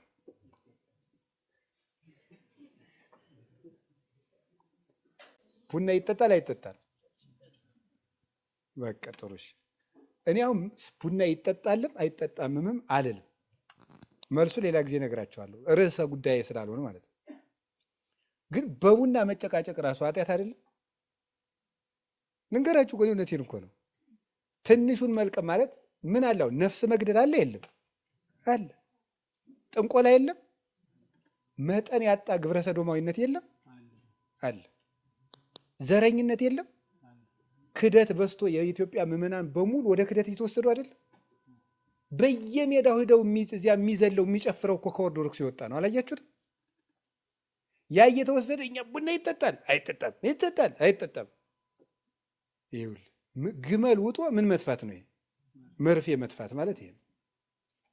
በትልልቅ ርዕሰ ጉዳዮች ላይ መወያየት ሲገባል፣ በምስጢረ ሥላሴ በምስጢረ ሥጋዌ ቤተክርስቲያን እንዴት እንጠብቅ፣ የወጡትን እንዴት እንመልሳቸው፣ ያሉትን እንዴት እንጠብቃቸው ማለት ሲገባል ይጠጣል አይጠጣም። ሊቅነት ሲጀመር ጉዳይ መሆኑ ራሱ እኮ የሚገርመኝ ነው። እየሰማችሁ ነው? አረ እንዲሁ የማንለው ነገር የለም። ብንዘረዝረው ብዙ ምንለው ነገር አለ። አሳ ይበላል አይበላም? በጾም አይበላም። መልሱ ይሄ አይበላም፣ አይበላም። ቅዱስ ጳውሎስ ምንድን ነው የአሳ ስጋ ምንድን ነው ያለ? ሌላ ነው አይደል? የአሳ ጎመን አላለም። የአሳ ምንድን ነው ያለ? ስጋ ነው። ስጋ ነው፣ አይበላም። ግን ይበላል አይበላም? ጉዳይ ራሱ ማምጣት፣ ወደ ቤተ ክርስቲያን የቤት ስራ ማምጣት በራሱ ስንት ጉዳይ ያላትን ቤተ ክርስቲያን፣ ስንት መከራ ውስጥ ያለችውን ቤተ ክርስቲያን ትንንሽ ጉዳዮችን ይዞ መምጣት። ጾሙ በ14 ነው የሚገባ በ15 በቃ ከጾም ከ14 12 ጀምረ ጾም ምንድን ነው? በ15 በ14 እያሉ መጨቃጨቅ ራሱ ቅዱስ ሲኖዶስ የወሰነው ውሳኔ አክብሮ መቀበል አንድ። እረ ጾም አንሶኛል ካል ህዳር 1 ጀምረ ጾም። በዚህ ነው የሚገባ። ይሄ በራሱ ግመልን መዋጥ ነው። ይሄ ቤተ ክርስቲያን የቤት ስራ ውስጥ ናት፣ መከራ ውስጥ ናት። ስደት እየተሰቃየች ነው ያለችው። በብዙ ሰዓት እየተጠበሰች ነው። አይን ያለው ሁሉ በቀይ አይኑ የሚያይ ቤተክርስቲያን ነው። እግር ያለው ሁሉ የሚፈጥን እሷን ለማቃጠል ለማጥፋት ነው። በዚች ቤተክርስቲያን ላይ መከራ አንሷት ነው ወይ? ሐሳብ እያመጣን መከመር፣ ሐሳብ እየመጣን መከመር። አረ ሌላም በጣም ብዙ ነገር ነው። በቃ እንደው ዝም ብሎ እንትን የማይባል ነገር የለም። ለመክሰስ ስባት ይባላል ብሎ ሊጠይቅ ይችላል። ሰው ነው ለምሳ ብቻ ነው ሰው እኮ መከረኛው እንዲሁ ሰው ያልገባው መከራ የለም። አሁን ይህ ሁሉ ምላችሁ ለምንድን ነው? እንዲው ችግር አላጣንም፣ እባካችሁ ነው ችግር አላጣንም። በትንሽ ነገር መጨቃጨቅ፣ ትልቅ ነገር እያለን ትልልቅ ጉዳይ እያለብን ትልቅ ዓላማ እያለን ትልቅ ጉዞ እያለን ፊታችን ላይ ዘንዶ አፉን ከፍቶ እየጠበቀን በትንንሽ ነገሮች እየተባላን ቤቱን ማቁሰል፣ ቤቱን መፍታት ጉዳይ አጣን። እኛ እኮ መከራ ያጣን ሰዎች ነን። እኔማ አሁን ሳየው ምን ማለት እንደሆነ ገብቷችኋል? መከራ ቸገረኝ እኮ ነው ይሄ ማለት። ወይ ጉድ! ሰይፍ እያለቁ ወንድሞቻችን እህቶቻችን እየታረዱ እየሞቱ ዛሬ ያየነው ነገ እያጣ ነው። በትንሽ ንግድ መጨቃጨቅ እና ይሄ ነው። ከቃሉ ጋር ናችሁ? እንዲሁ ልንገራችሁ፣ ቤተ ክርስቲያን ውስጥ ገብታችሁ ራሱ እንደዚህ ይላል እንዴ! አንድ ቅዱስ ጻድቅ ነው ከበረሃ አባቶች አንዱ እና ምንድን ነው የሚለው? ወንድምህ ቤተ ክርስቲያን ውስጥ ንባብ እያነበበ ንባብ ሲያበላሽ ስትመልሰው የሚቆጣ ከሆነ ቶው፣ ንባቡን አንተ ዝም ብለህ በልብህ እየመለስክ ስማ ይለ። ንባቡ እንዳይነጥብ አንተ በምን መልሰው ነው? በልብህ እየመለስክ ቶው፣ ዝም ብሎ እንደ ፈረስ ይጋልብበት። ያያችሁ ለፍቅር የሚከፈልን ዋጋ እያለው ቃል እግዚአብሔር እንኳን እያበላሸ ቢሆን የሚቆጣ አይነት ሰውዬ ከሆነ ምን በለው ነው? ቶው፣ አንተ ግን ቀለሙን በልብህ መልሰው ነው። እስከዚህ ድረስ ነው ለሰው የምንጠነቀቀው እና ጉዳይ አድርገን መጨቃጨቅ እንትን አይባል እንትን ይሄን በለው ይሄን። እግዚአብሔር እንግዲህ ለትልቅ ነገር እንድናስብ ይርዳን። ትልቅ ነገር ነው ማየት ሀባ አሎ ገደላ እኛ የኛ ንስርነታችን አሞራነታችን አንድ የሚሰበስበን ቅዱስ ሥጋ አለ። ያ ማን ነው? ክርስቶስ ነው። እኛ የምንሰበሰበው ስብሰባ የምንሰበሰበው ውሳኔ የምንወስነው ትልቅ ነገራችን ክርስቶስ ዙሪያ ላይ መክበብ ነው። ጥቃቅን ነገሮች ላይ አይደለም እኛ የምንከበው። እኛ የምንከበው በክርስቶስ ዙሪያ ነው። ይሄንን ያደረግን እንደሆነ ከግብዝነት እንወጣለን። ግብዝነት በጣም ብዙ ነው፣ ይብቃል። ከዚህ ንጹህ መሆን ነው። አይሁድ ለምሳሌ ያደረጉትን እንገራችሁ። ለምሳሌ የአይሁድን ግብዝነት ላሳያችሁ። ሰውየው እጁ እንደዚህ ብሏል፣ እንደዚህ ያለ ነው እድሜ ዘመኑ። ደግሞ አንዲቱ ደግሞ ከተፈጠረች ጀምሮ ምንድናት? ጎባጣ ቋለ እንደ መሬት የቀረበ የተሰፋች ናት። ጌታችን ሴትዮ ያደርግና ቀና በይ አላት። ይህቺ ሴትዮ ደስታ አስቡት። ከተወለደች ጀምሮ ጎባጣ ቀጥ ስትልና ሀሰበችው ሮጣ ስትደርስ ሰርታ ስትበላ ተመልከቷት። ያችን የታሰረች ፈታ መጥተው ምን እንዳሉ ሰምታችኋል? ሰንበት ነው ዛሬ። እንዲሁ እኮ ታምር እኮ ነው። ቁጭ ብላችሁ ዝም ብላችሁ አስቡት ማለት ነው። የሰው የእድሜ ዘመን ማሰሪያ ሲፈታ በሰንበቱ እንዴት ትፈታለህ? ሰውየው እንዲህ ብሎ የኖረ ነው። እጅን ዘርጋረው እንዲህ ያለ አብረው መደስ ሲገባ ሰንበት ነው።